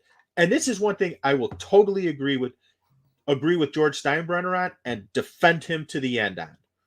Steinbrenner never had an issue paying into a luxury tax. Never had an issue. His issue with it was, I don't want to be paying money to another team and then they put it in their pocket instead of putting it on the field. And I 100% agree with him on that. If your team is revenue sharing with another team, they should have to put that money on the field, not in their pocket. And the Pittsburghs of the world, KC, hell, the previous owner of the Marlins did it for years. The only reason he bulked up that team in 2012 is because he basically had to with the new stadium. You notice he got rid of everyone after the 2012 season. Mm-hmm. So, well, here's me looking at Tom Ricketts. Yes. Cubs owner. Franchise is worth $4.5+ billion. It's been basically a real estate investment after got lucky to catch lightning in a bottle, get a World Series, like third, fourth year after he, bought the team over many years. Yeah. And this is how this is me. And I hear this echo in my head constantly. Is this right here, this little snippet or whatever you want to call it. Right here. Hold on, I'm gonna share it with you guys and then we'll go with this. Is it the what's wrong with the Marquee Network quote? What's he doing? Copping a feel? I mean, yeah, he's pretty much putting his hand on all of our pants. For the next 10 years is to continue to have the best relationship with our fans of any sport in the world, any professional sports team in the world. And that starts with the Marquee Network. The Marquee Network.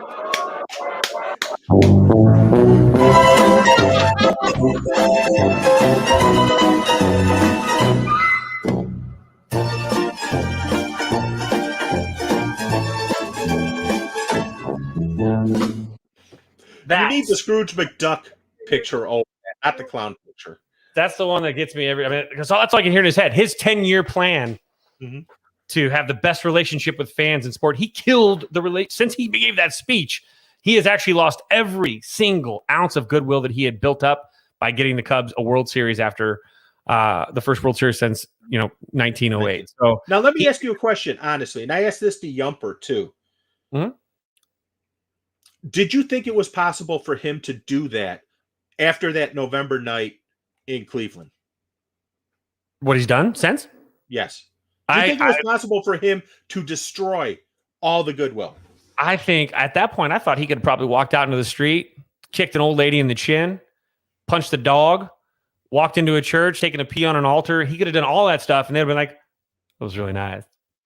But we've seen when you mess with the product in the field and you jerk around the players in the dugout, and you play these stupid games, and you talk out half truths and lawyers speak, and you do all the bullshit that's driven me nuts for 3 years now. You leak fake offers, and you actually spend 3 years softening up the fan base to let some of your best players leave when their contract's up because you're not going to pay them after you screwed them over with service time out of $20+ million. That's who these people are. And the Ricketts family as whole, they're trash. His brother's trash governor in Nebraska. His other brother's trash running fundraising for one part of the arm of the GOP of the more far right aspect or era, the QAnonies. And so you have all these. Ricketts didn't reveal himself, until he didn't have to worry about it. He won a World Series, and he's probably like, "Dad, this came way too soon. We're good." And at that point, it was kicking the can down the road every year. I remember there was one season we're like, "We're not going to make any moves right now. We're not going to add any more money because we're actually trying to take away money so we can make a run at Bryce Harper in the offseason." Didn't even reach out to Bryce Harper. Made the fan base think that would be something. And this is when it started, was really that offseason, because we were told to look for something that never was going to happen. They never spent, and this is the thing that really pissed me off, is all they had to do is spend an extra $10 to $15 million on their bullpen during that entire 17, 18, 19, 20 season. This year they got it right finally. But the 4 years they wouldn't spend on the bullpen. They're bringing in random ass Joes, and they would make one trade for a closer or something, but they would have nobody in there to bridge. And that told me that these guys don't give a shit about winning. It didn't cost you but $15, $20 million. If you want to win, again, look at the Dodgers, because it makes it even harder to watch when you watch the Dodgers go out there and say, "Oh, we didn't win. Fine, here's more money. Let's go. I want to pay more people. We'll get Scherzer and Seager or Turner or whatever it was. It was Seager? No, Turner. Wait, Turner. These damn shortstops. So, you don't let them build. Again, everyone says it's the core's fault that the Cubs didn't. It was not Javi Baez, Chris Bryant, Anthony Rizzo, and Wilson Contreras' fault that the Cubs didn't win and didn't have a consistent offense. It's the fact that they didn't spend on higher level quality role-playing guys to fill out the rest of that lineup. You can have four studs. If you have four shitballs, which they basically have had for the last 4 years, washed up or whatever you want to say, you don't have any constant flow in that offense. So if those four guys get carved, there's no depth. And you look at the White Sox lineup with depth from 1 through 9, it's a very different situation. Even though you have one or, you might have a spot you want to fix out a little bit, but you need that. You need to have actual, you can't just say, "Oh, it's the big four, the big three." Well, and that's you're not winning. To me, part of the Cubs' problem is you had the same players, the same makeup when it came to batting. They were the same guy. Yes, they might have been lefty, righty, and everything else, but it was the same guy batting over and over. That's why they were so easy to scheme for all those years. Not really, because KB takes walks, Rizzo takes walks, Schwarber takes walks, Javi doesn't. You're talking about the swing and miss part of it, but yes. No, the problem was there was nobody there to protect beyond those. If you can get through one or two of those guys, you can pitch around the next few guys because you don't have to worry about the guys behind them. Jason Hayward is an albatross hanging around the neck of the Chicago Cubs franchise. No, he's not. He gave the greatest speech in Chicago history. That's what I've been told. I love urban legends. This one time at band camp. Is that what the speech was that night? I shoved that never mind. Yeah, we'll say great speech, Jason, and you know what kind of speech you gave, buddy. So, hey, when someone builds you into a myth, if they want to make you into Paul Bunyan, 4'3", you don't say no. Ray, go with it. If someone asks if you're a god, you tell yes. them you're a god. You say yes. So, same thing. Don't attack Jason Hayward on Twitter. There is a Cubs Twitter contingent that will come for you faster than a blitzkrieg prior to World War I or World War II. My goodness gracious. I got torn up on Mother's Day, I think it was, by like this whole group of shitbags. Guy did, hey, your profile picture, nice profile pic, bud. Obi-Wan Kenobi. We're like, Obi-Wan, shut the fuck up. I don't know. I got nothing. So, so that's where we're going. So let's kind of dip out now. And let's jump to the next thing too. We've got the Hall of Fame Golden Days Era Committee. Today is the birthday for White Sox great. My mom. I mean, no, I'm sorry. My mom's birthday is today as well. Oh, happy birthday, Mom! But and she does listen to this, and she just says that she can't really share it with everybody else at the church because of my mouth, and I'm sorry about that. My bad. Potty mouth, way to go. If I could hire a bleeper, you can bleep me out like a 3-second delay, and it'll be fine, I guess. What does she say about Yeah Dog? What does she say about Yeah Dog thoughts? She has a Yeah Dog poster in her room, so that's she's a big fan. No, she has all his albums. So but today. So we talk about the Golden Era Committee, but today is also White Sox legend. What is he like? 140 now at this point. There's a debate on his age because there are multiple years that have been credited to his birth year. So he's anywhere from 96 to 100, I think it is, or would have been 96 to 100. Okay, so today's his birthday, but we talked about we can touch on this real quick and then we'll jump into the movie stuff because we're getting deep on time. But the Golden Era Committee, you've been really excited about this. Yes. Talk about the voting stuff, but you believe that Minnie Minoso is going to be in the Hall of Fame based on this Golden Days Era Committee. And I loved your thought and your analysis and your rationale for it because it does make a ton of sense. Take us through. Why is Minnie Minoso going to end up in the Hall of Fame thanks to the Golden Days Era Committee with the Baseball Hall of Fame? Yeah. So basically what the committee is, it is a committee of 16 people that is comprised of Hall of Famers, executives, and baseball historians. And the executives could be Hall of Famers or they could be current executives and baseball historians. So the 16-member Hall of Fame board appointed committee for the Golden Days era includes the following people: Rod Carew, Fergie Jenkins, Mike Schmidt, John Schuerholz, Bud Selig, Ozzie Smith, and Joe Torre. Those are Hall of Famers involved. Major League executives: Al Avila, Bill DeWitt, Ken Kendrick, Kim Ng, and Tony Regans. And then media members, historians: Adrian Burgess Jr., Steve Hurt, Jamie Jaron, and Jack O'Connell. And Jack O'Connell is the guy who makes the call to the newly elected Hall of Famers to tell them they've been elected to the Hall of Fame. So if you ever watch any of those videos saying, hey, so-and-so, you've been elected to the Baseball Hall of Fame, that's Jack O'Connell who makes the calls. And he talks like this. Yes. Congratulations, you have made in Baseball Hall of Fame. Yeah. So he laughs like that. So in order to get selected for the Hall of Fame out of this committee, you need to have 75% of the voting need to have 75% yes votes from these 16 people. So that means you need to have 12 votes minimum. You can have more, but you need 12 votes minimum to get in.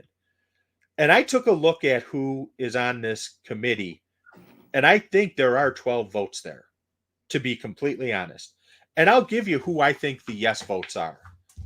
I think you're going to get a yes vote from Rod Carew because he understands some of the things that Minoso went through because he is also from a foreign country who came here. Fergie Jenkins, I say this because a lot of people don't realize this. Minnie Minoso and Ernie Banks were tight. Yep. They were very, very good friends from their playing days all the way until they both passed away. They passed away within a month of each other, I want to say, something like that. So I could see Fergie being a yes. Mike Schmidt, I don't see it. I see him being more focused on Dick Allen, to be honest with you. Mm-hmm. John Schuerholz, I don't see it. Now comes the interesting part. Bud Selig, I totally see it because one thing we know is that Bud will do whatever Jerry Reinsdorf asks him to do. So I can see Jerry saying, hey, Bud, let's take care of this. Similar to what happened in 2019 with Harold Baines. If anyone who remembers back then, as soon as I heard the committee composition of Jerry Reinsdorf, Tony La Russa, and Paul Beeston. I told anyone who would listen, Harold's getting in. This is Chicago politics at work right here. And sure enough, Harold got in. Ozzie Smith is the next name. I could see Ozzie voting for him. And then Joe Torre. I could see Joe Torre voting for him because a lot of people don't realize Torre and Reinsdorf are pretty close too. And I could see Torre and Reinsdorf basically, hey, Jerry, you get your guys to vote for Gil Hodges. Hey, Joe, you get your guys to vote for Minnie Minoso. That's how I see that working out. That's why I think you're going to have Minoso and Gil Hodges get in. Now, going on to the executives, Al Avila is a foreigner. I think that's a shoo-in vote for Minoso. Bill DeWitt, he's a Cardinal, isn't he? Isn't he with the Cardinals? DeWitt? Yeah, I think so. So probably not. Ken Kendrick? Dick. Ken Kendrick, a couple of weeks ago, was part of a presentation for the White Sox extolling the virtues of Minnie Minoso and why he should be in the Hall of Fame. So, absolutely, Ken Kendrick is going to say yes. Now here comes the wild card in all of this. Kim Ng. Yes, the general manager from the Miami Marlins, Kim Ng. People need to remember that Kim Ng started her career with the Chicago White Sox. Way, way back when. Minnie Minoso was there. She knows him. And anyone who's been around Minnie knows he was able to charm the women like no one's business. I wish I had half the skill he did. So I have Kim Ng as a yes vote for him. Tony Regan's I have as a no, because I really don't know him, so I'm erring on the side of caution and saying no. And then the media members, historians, I have all four of them as yes. Because if they dive into the numbers and take a good, solid look at Minoso, there's only a couple players who were at that same level as Minoso in the prime of his career in the 50s. Mm-hmm. They just happen to be guys with names like Aaron, Mays, Mantle. Minoso's numbers actually are a little bit better than Ted Williams, but in all honesty, I think the only reason for that is because Ted spent a couple years over there in that Korean conflict thing. So, he had a couple years where he wasn't around playing. And the sad thing, to digress a little bit, take those 5 years Ted Williams missed for military service in World War II and Korea and think about what he would have been able to do. He might have been the one who broke Babe Ruth's home run record if he didn't miss those 5 years. He had 521 and he missed 5 years, for God's sakes. But that's neither here nor there. So that's my opinion why I think it's going to be a yes for Minoso to get in the Hall of Fame. I see him doing the, as you put it earlier in the podcast, getting by with the minimum amount of flair in the 12 of 16 votes to get the 75%. I hope he gets a couple more that I can't see, but I don't see it. So I think it's going to be Minoso, and I think it's going to be Gil Hodges. Okay. Mm-hmm. That's my prediction. We'll find out Sunday night if I'm true or if I'm full of shit. I also am wondering if this will finally be the year, that Gary Gaetti's cup makes it to the Hall of Fame. I can't. Words will not really. I mean, hold on. I mean, I have to. For those of you that are actually on the visual format, at least you're going to get this treat. If you didn't know this, Gary Gaetti notoriously has the most freakishly large banana cup I've ever seen in person as a player. Just a huch cup. Like, seriously, like when you look at it from the side, he actually looks like almost. I mean, here, let me just pull up this picture. Wait, does he look like Ben Stiller in Dodgeball when he blows it up? It's again, and in the tight pants. It's a lot, but it's legendary. And I remember just watching Cub games and be like, geez, serious? There we go. Oh yeah, here we go. We got some. Here we go. Open this in its own window. The Gary Gaetti Cult of Cup. Oh my God, this exists. Oh my God, there's an actual Gary Gaetti like cup cult where they love his banana. Oh, I am in the wrong place at the wrong time, kids. There it is. All right, I'm going to open this one up in its own new tab. I'm sure Mom Fiddler would be so proud of you right now. This is Gary Gaetti Cup. So this is what I'm talking about, kids. I mean, if you're going to protect your junk, protect your junk. I mean, it's like turning a picture of a hill sideways on a photograph. Do you know what it reminds me of? I mean, it's just. I'm gonna use an obscure movie reference. Well, somewhat obscure movie reference. Reminds me of the beginning of Roxanne, when the two guys are messing with Steve Martin, and he turns and you see his Cyrano de Bergerac nose. That's what that picture reminds me of. Like when you're looking at it from the front, it's nothing. When you go to the side, it's like, holy crap! Look at that. Yeah. It's like, well, it's like, I mean, yeah, I mean, he's and you know, there's a couple questions. Check yourself at the hot corner, right? You got to make sure all the meat and potatoes are and the carrots are all. Those balls are coming at your balls fast. Yeah, and I said carrots, but really carrot one. He wasn't born at Chernobyl, so he doesn't have two wingers. So, well, you know, is it the Frank or the beans? He's got to look out for both. Between Gary Gaetti's Cup and the George Brett shit your pants story, I mean, there are things that I can't go back. I mean, we'll play that someday down. There's an auto-tune version of it. Oh, it's just. I have to watch the George Brett story every time right before I go to Vegas. Well, yeah, because you don't want to make the same mistakes that he made and shit your pants down, water down your leg, the way he described it. It's the most incredible stretching story. You know, like when guys are stretching, the nonsense that comes out when you're just chatting during stretching is just absurdly funny. That's probably when you spend the most time joking around, because you're, you know, again, it depends. If you're playing with us at a baseball program, we have our agilities. We don't mind the guys chatting a little bit while they're talking. So I'm not slap dicking around, but you're telling stories. You know, you got some fun last night, and him telling that story. Perfect stretch story. Perfect. Yes. Perfect. And, you know, the real question is, has he? Because he says he's good for shitting his pants twice a year. So here's my question to listeners. We'll do a poll maybe. Is it normal to shit your pants twice a year, or is George Brett maybe got an incontinence problem, or he just doesn't know how to judge? He did have hemorrhoids at one point. We know that. It's true. He maybe just doesn't know how to judge a fart. That could be it too. That's possible. So that's a potential for that. But anyway, Yumper had two questions that I wanted to answer. Do you think Lou Piniella makes it in? He is not on this ballot. He was on there a couple of years ago when Harold Baines made it in, actually. And I think Lou missed by one vote to get in. That was the same time Lee Smith got in. Baines and Smith were the two selections for the Veterans Committee, whatever it was called that year. Right.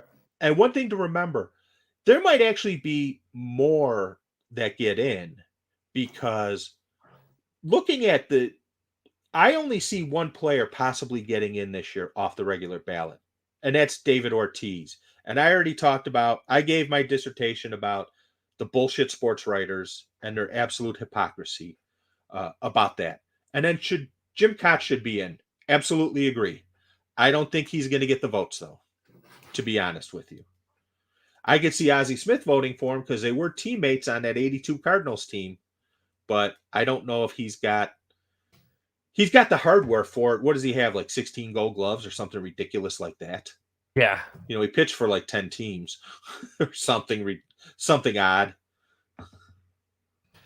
So with that, now we've moved off from the golden age of Major League Baseball. So let's move to the golden age of music. And both you and I have had an opportunity, separately but together, to sit down and watch one of the finer documentaries that I mean, Peter Jackson, by the way, is a fantastic documentarian. He also did a World War I documentary called They Will Not Grow Old, or They Shall Not Grow Old.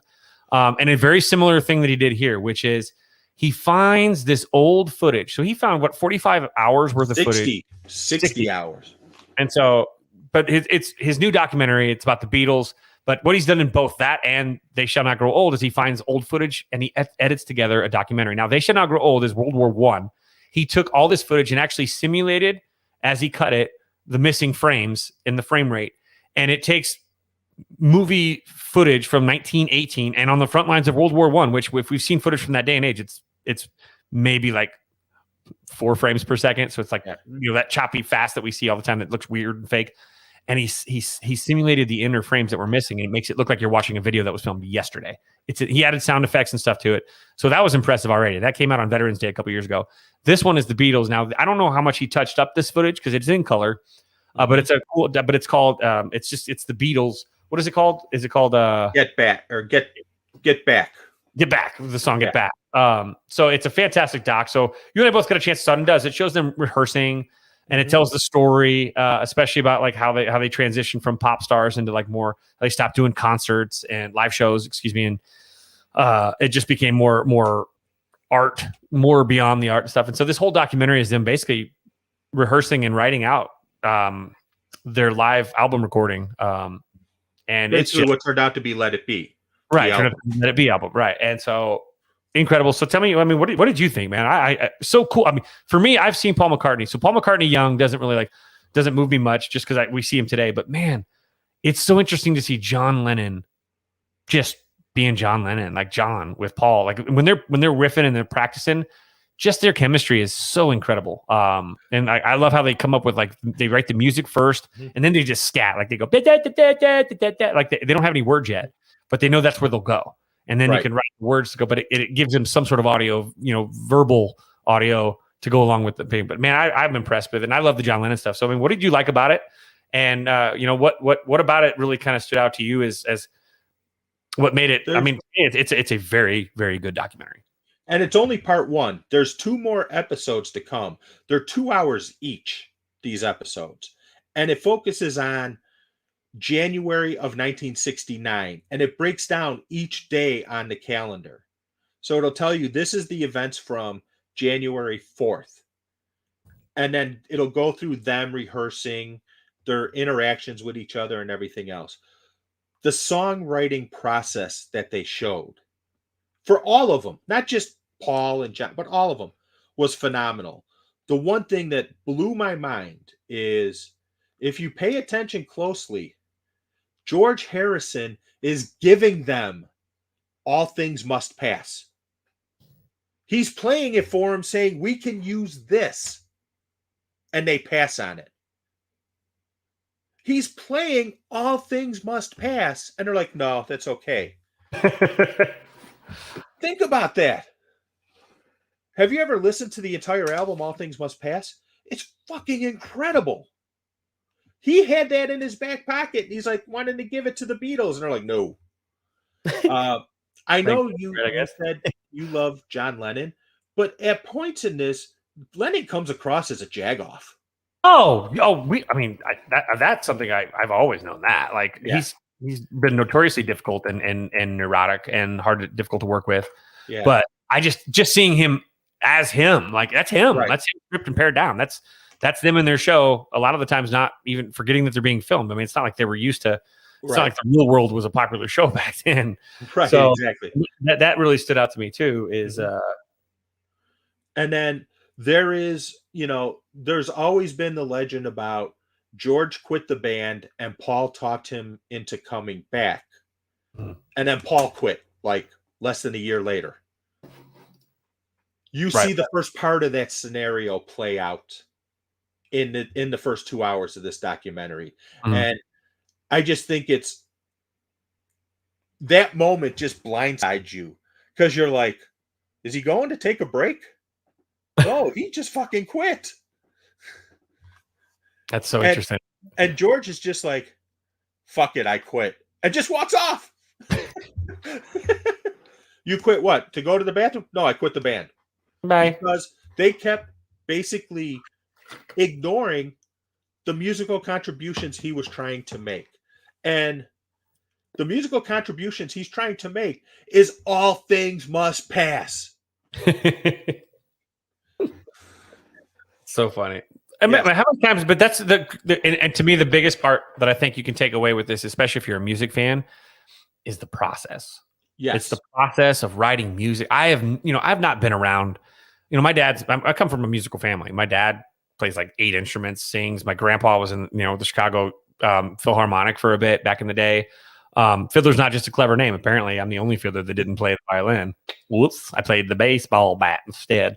But so musical family, I've never been privy to like watching someone really like go through that whole process of writing, which will turn out to be some of the best music of all time, obviously even better.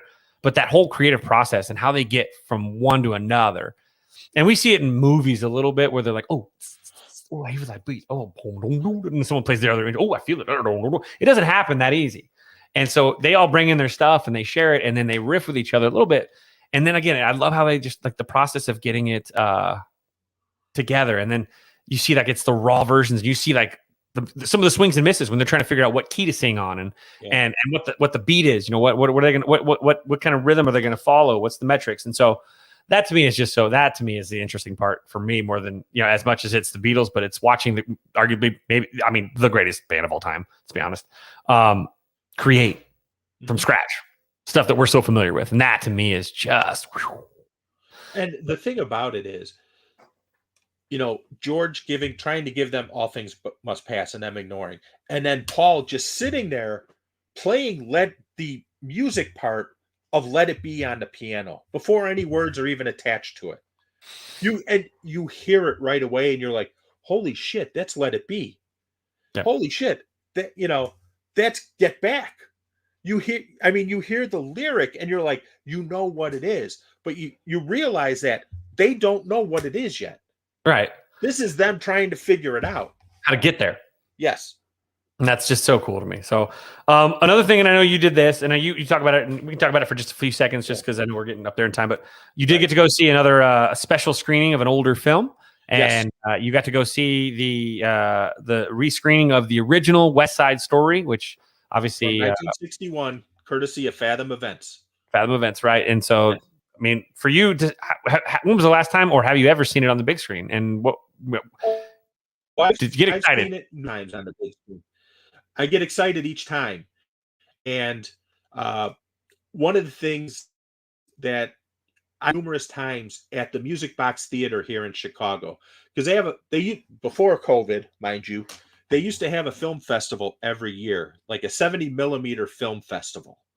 West Side Story was one of the movies they would show. They would also show one of your favorite movies, and I say that jokingly, 2001: A Space Odyssey. And I do urge anyone,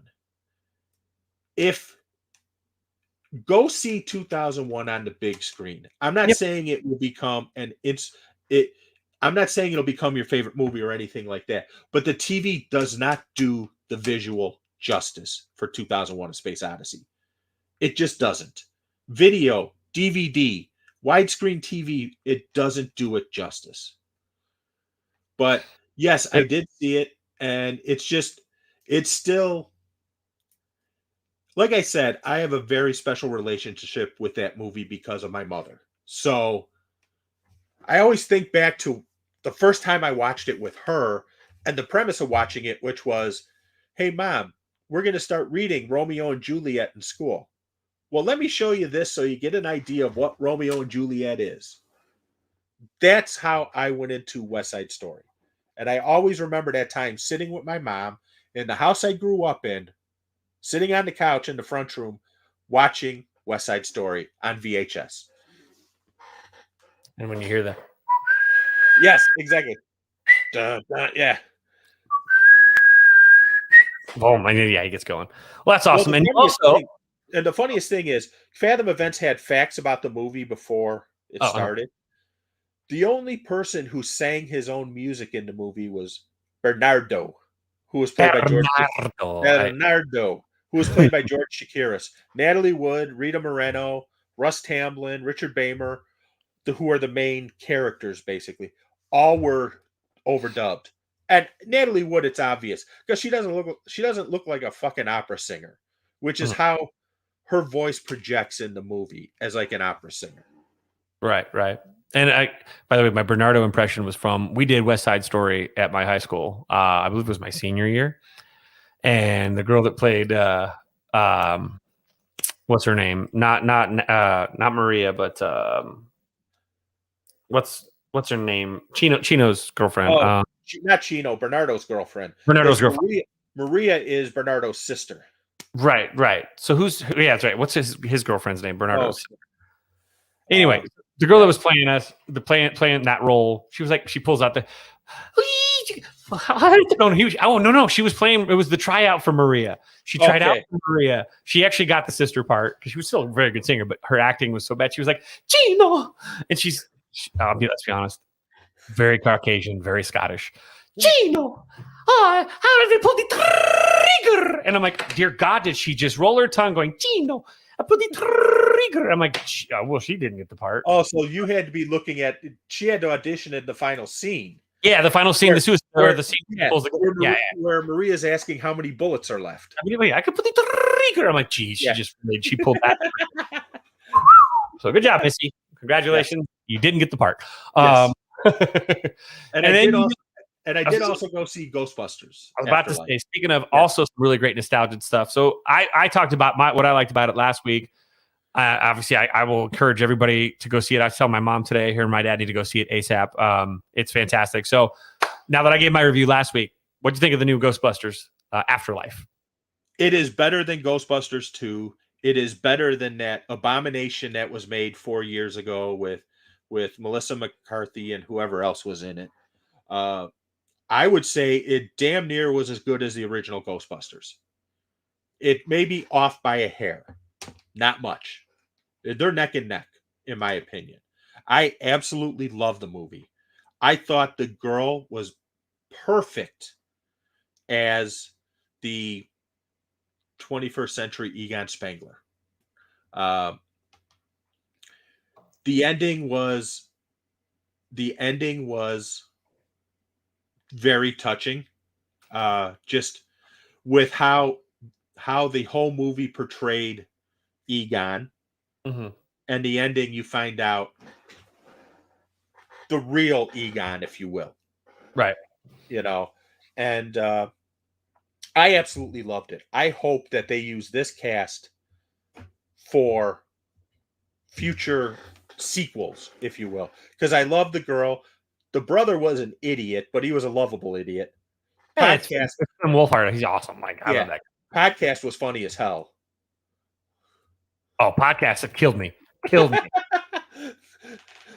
And the conversation between Podcast and a guest star at the end about episode 46 was priceless. Yep. And by the way, it's like an any day now thing that they're going to announce that they're going to begin pre-production for another Ghostbusters. So nice. It looks like it made $40 million its opening weekend. I mean, it made. Yes. Theoretically, I mean, yes, inflation's different, but it did make more money than the original Ghostbusters. And Paul Rudd cracked me up in that entire movie. How crazy is this, though? How screwed up are film critics when this Ghostbuster got lower scores than that 2016 Abomination? And we know why they gave the 2016 Abomination good reviews. And it had nothing, I repeat, nothing to do with the plot. At that time period, it was a very en vogue thing for film critics to rate on the peripheral stuff about a movie. Rate a movie based on the peripherals, not about the actual product. There's a reason why James Franco can go from being a Golden Globe winner to not getting an Oscar nomination in 2 weeks. Yep.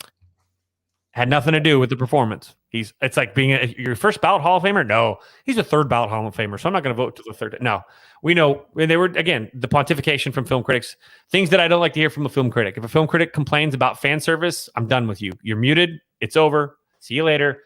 I don't need some pretentious prick telling me that a movie that's made about ghost busting has too much fan service, especially when it's a sequel to something from my childhood. Yes. That was intentionally made as a continuation for a fun-loving summer movie theater experience. It's not a film, and these guys are pissed off because it doesn't have a metaphor for the commercialism, and the failure of capitalism in modern society. It doesn't have the save the whales moment or anything like that. Where's the metaphor? Where's our allegory of father-son hatred of the womb and how it made your toes feel when you were in? I don't know. I don't know. And what bothers me about film critics, to be completely honest with you, not every movie needs to have some deep message. There are times when I go to the show, I just want to laugh for 2 hours. I don't need some deep message that'll change my life or anything like that. I just need to fucking laugh for 2 hours. Yep. I mean, not every movie's a film, and not every film is a movie. Like, I think these, and that's what drives me nuts is when you read some of the films. So that's my buzzword. So you see someone say fan service, absolutely, I'm done with you, because I can't. You don't lighten up, Francis. Yep. To take a line from a Harold Ramis film, lighten up, Francis. So that was good. So I'm glad we're all. It feels like I don't honestly. I had one student tell me that they didn't really like Ghostbusters, and then my girlfriend, bless her heart, we went after she had arrived. Basically, she had come back from Miami on a flight the night before, late, like midnight. So she had really was like 3 a.m, and I got her up and made her go to brunch and made her go see it. So she had a couple of mimosas, obviously, and then she had a Lagunitas in the theater, and I went to go grab some popcorn, and I came back and she woke her up with popcorn though. So she was, and then we ended up doing karaoke after that. That was a night. Nice. So I did get to see another film, 8-Bit Christmas, that came out. I really recommend it as well. You haven't got to see it. It's on HBO Max.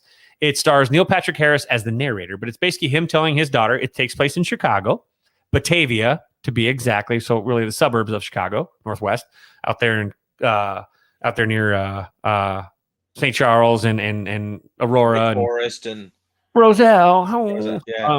They make a couple of references out there, but it's a film about his daughter wants a new cell phone, and they go to visit grandma and grandpa or whatever's house, and she wants the phone, and he says like, "Hey, look, I wanted something really bad for Christmas one day too." Fermilab, yes. Sorry, on the way to go see The Matrix, we went and smoked weed outside of the Fermilab fence. Sorry, what? Anyway, what was that? 1999, summer 99. Original Matrix was 99. Summer 99, I think that was when I just came back from being at home. I was at home for a second. So anyway, so it's him telling his daughter the story about when he was a kid in 1988, when he was 11 years old. He wanted nothing more than a Nintendo Entertainment System. So 8-Bit Christmas. It's basically an Ocean's 11 for 1988, 11-year-old kid, which is me, legitimately my exact age at that time period, getting the Nintendo. And it basically covers all. If you're my age and you wanted a Nintendo when you were 11 years old, and you had that one kid in the neighborhood that had the Nintendo first, and you had to like pray that he let you, of the 8 people that wanted to go in and play, come inside, because he couldn't have everybody in. And then, they get the rich ass dickhead that gets the Power Glove that really didn't really do much.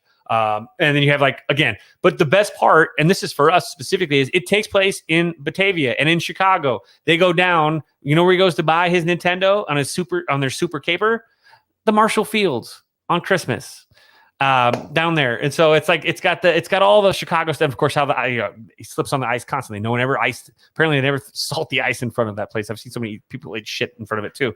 And so you got the Marshall Fields aspect of it, and they go on a field trip downtown, and they have it. They go to the Jewel. So Jewel plays a prominent role. I know our buddy mailman Jack loves the Jewels. So they do all that stuff, and yeah, he's wearing Bears hats, and God dang it, my girlfriend was dying every time someone cuts it. Like, he's driving and someone cuts him off, and he sees their license plate and says, "Oh, of course, they're from Wisconsin."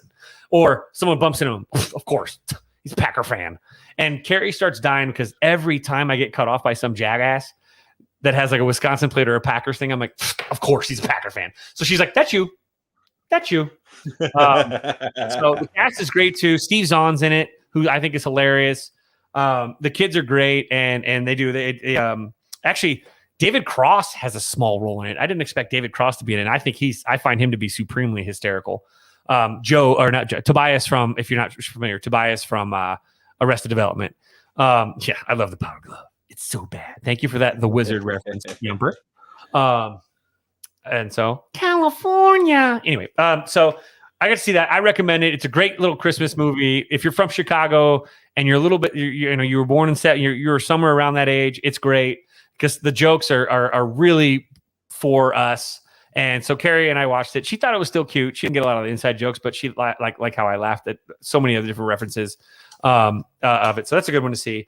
And then you and I both got to see the Hawkeye first episode of Hawkeye show. So did you like the first episode of Hawkeye? I did. I enjoyed it. I thought it was fun. It's a good little holiday TV show. I'm going to see where it's going to go. Yeah, I did too. I found it really interesting. I'm curious to see where it goes because I haven't watched the second episode yet.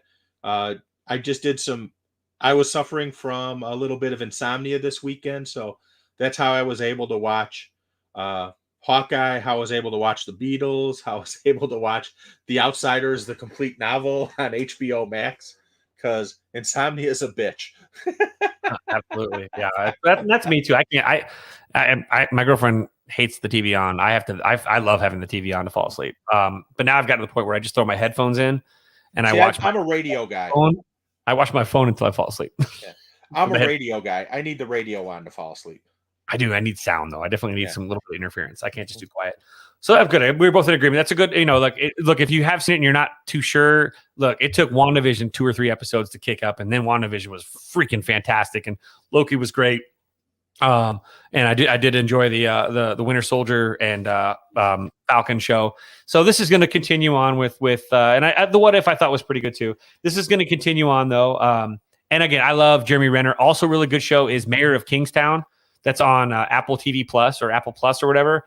It's basically a town that's basically the prison, and it's everything that the whole town is the prison. They all work in the prison. They're guards, their wives, their community members, and they're gangsters. And it's basically this whole corrupt system of running a prison. And it's the same thing. It's Jeremy Renner's the main character, and he's awesome in it, like really good. So that's that. So that's something to see. But and then the last thing I'm gonna throw this. I forgot to talk about this beforehand, but I bought it Wednesday night. It was on iTunes or Tuesday night, excuse me. It was on iTunes. Got me soup emotional. And it was the new Kurt Vonnegut, one of my top 5 favorite authors. There's a documentary that came out. It came out on Tuesday. It's called Unstuck in Time, and so it's just crazy. So the director Robert Weide, I think Weide, Weide. In 1982, he wrote a letter to his literary idol, Vonnegut, proposing to do a documentary on his life. And Vonnegut accepted. He never finished the documentary. He's got decades of footage and friendship building and his time spent with it, but he never got around. You know why? Because he was too busy creating a show with a guy named Larry David called Curb Your Enthusiasm, winning an Emmy. So he is part of the producing team from that. So he was doing other stuff. Never got around to it. Vonnegut passed away. Vonnegut even included him in one of the books. So the doc is him making it posthumously after Vonnegut's passed away, saying like, it's really weird that I did all this and I need to finish this. So he finishes it. And again, I'm a lit nerd. Whether it's Cat's Cradle, whether it's, Slaughterhouse 5, whether it's Breakfast of Champions, or even some of his short stories like To Be or Not to Be. I'll be honest with you. I love Timequake. Timequake too. The whole section about Timequake is fantastic. And we're looking at these Marvel films in the multiverse. This is old hat to Vonnegut stories. Vonnegut stories always played around with that kind of concept of time. And To Be or Not to Be was also a fun one. I showed that to my students. I used to have my students read that one because that's the one where you can't have a child brought into this world. Wait, which is that? No, it's To Be or Not to Be is the is that the TV show? No, To Be or Not to Be is the special where you're special. It's the number 2B or 2BR. Yeah, it's 2BRO2B. And that's the one that where the population is stabilized. Yeah, it is the population control. And in a Chicago hospital, this guy's facing the situation. You can't have a baby unless someone else leaves the world. So usually you take your grandparent in. Mm-hmm. You let your grandparent off for liquidation, assisted suicide for a dial on a phone number or whatever. And then and then you can have your baby. Well, this guy's sitting in the waiting room because he finds out his wife's about to give birth to triplets. But he only has one person, his maternal grandfather, who volunteered to die. So he's trying to the painter in the room. How can I, what am I going to do here? And so it's a really interesting allegory. It's a metaphor for U.S. at the time too, but he has to figure out a way so that his triplets will live. And so how do you get rid of 3 people for that? So it's a really interesting thing. And and Yumper puts it in the chat. He also was he that's right. He ghost wrote Thurman Mellon's autobiography. About Thornton Melton. He wrote a biography about Kurt Vonnegut. Wrote a biography about an autobiography, basically about himself. Turned it in for Thornton Mellon and got an F from the professor, who said, "Whoever wrote this for you doesn't know a thing about Vonnegut." To which Rodney did one of the greatest lines of all time. Hey, Vonnegut, fuck me, fuck you. And he like opens his legs. It's his body motion. He does. Fuck you. So good. So that was good. So if you get a chance, if you're a lit nerd like me, and again, my girlfriend laughed at me. I came into the bedroom a little bit, like you could tell I had a little bit of misty eye because it gets into the point, the big part at the end, because again, towards the end of his life, he stopped writing. And there's such a poignant moment when it says, you know, when a writer stops writing, that's it. And it started making me think about coaches and competitive athletes too, and how it really, yes, Yumper, that's the line. Hey, Kurt, can you read lips? Fuck you. Yep, there it is. And so it does. It takes that idea of, like, again, towards the end of it, once he stopped writing, you fade. Like there's nothing else. That's you. It defines you. And it's really that part really choked me up. But again, for me, because again, I'm on this coaching sabbatical. Again, it reminded me, I'm like, you're not really whole if you're not doing what you were meant to do. And so for me, again, it hit me more, you know, I do write. I have not been writing over the last couple of years, and shame on me because I did nothing but write for years and years and years. But mostly, you know, with the coaching stuff too, it's like, what am I, you know, it's true. Something's a part of you. It's you, whatever your passion is, whatever it is that you do love, that defines you. You can't quit that. I mean, when you quit that, it's over. And so, dear goodness gracious, David Kaplan is wearing a half Sox, half Cubs jersey. I hope White Sox Twitter dragged his bald ass up and down. So anyway, so that said, I know it's been a really, you know, the best part of that. Yeah. Here, the best part of that is that actually was a retweet from Yurko, who has one word description for it. Windsock. That's all Yurko says. Windsock when he retweeted Kaplan. Oh, yeah. So, with that said, can I just throw a quick? Yeah, mm-hmm. I was gonna say I just want to throw a quick thing out there for everyone. Our buddy Yumper is doing some movie review videos. The guy knows his stuff. I highly suggest anyone who's interested should definitely go check out his movie reviews. There's some high quality stuff, and you never know. There might be something coming down the pike.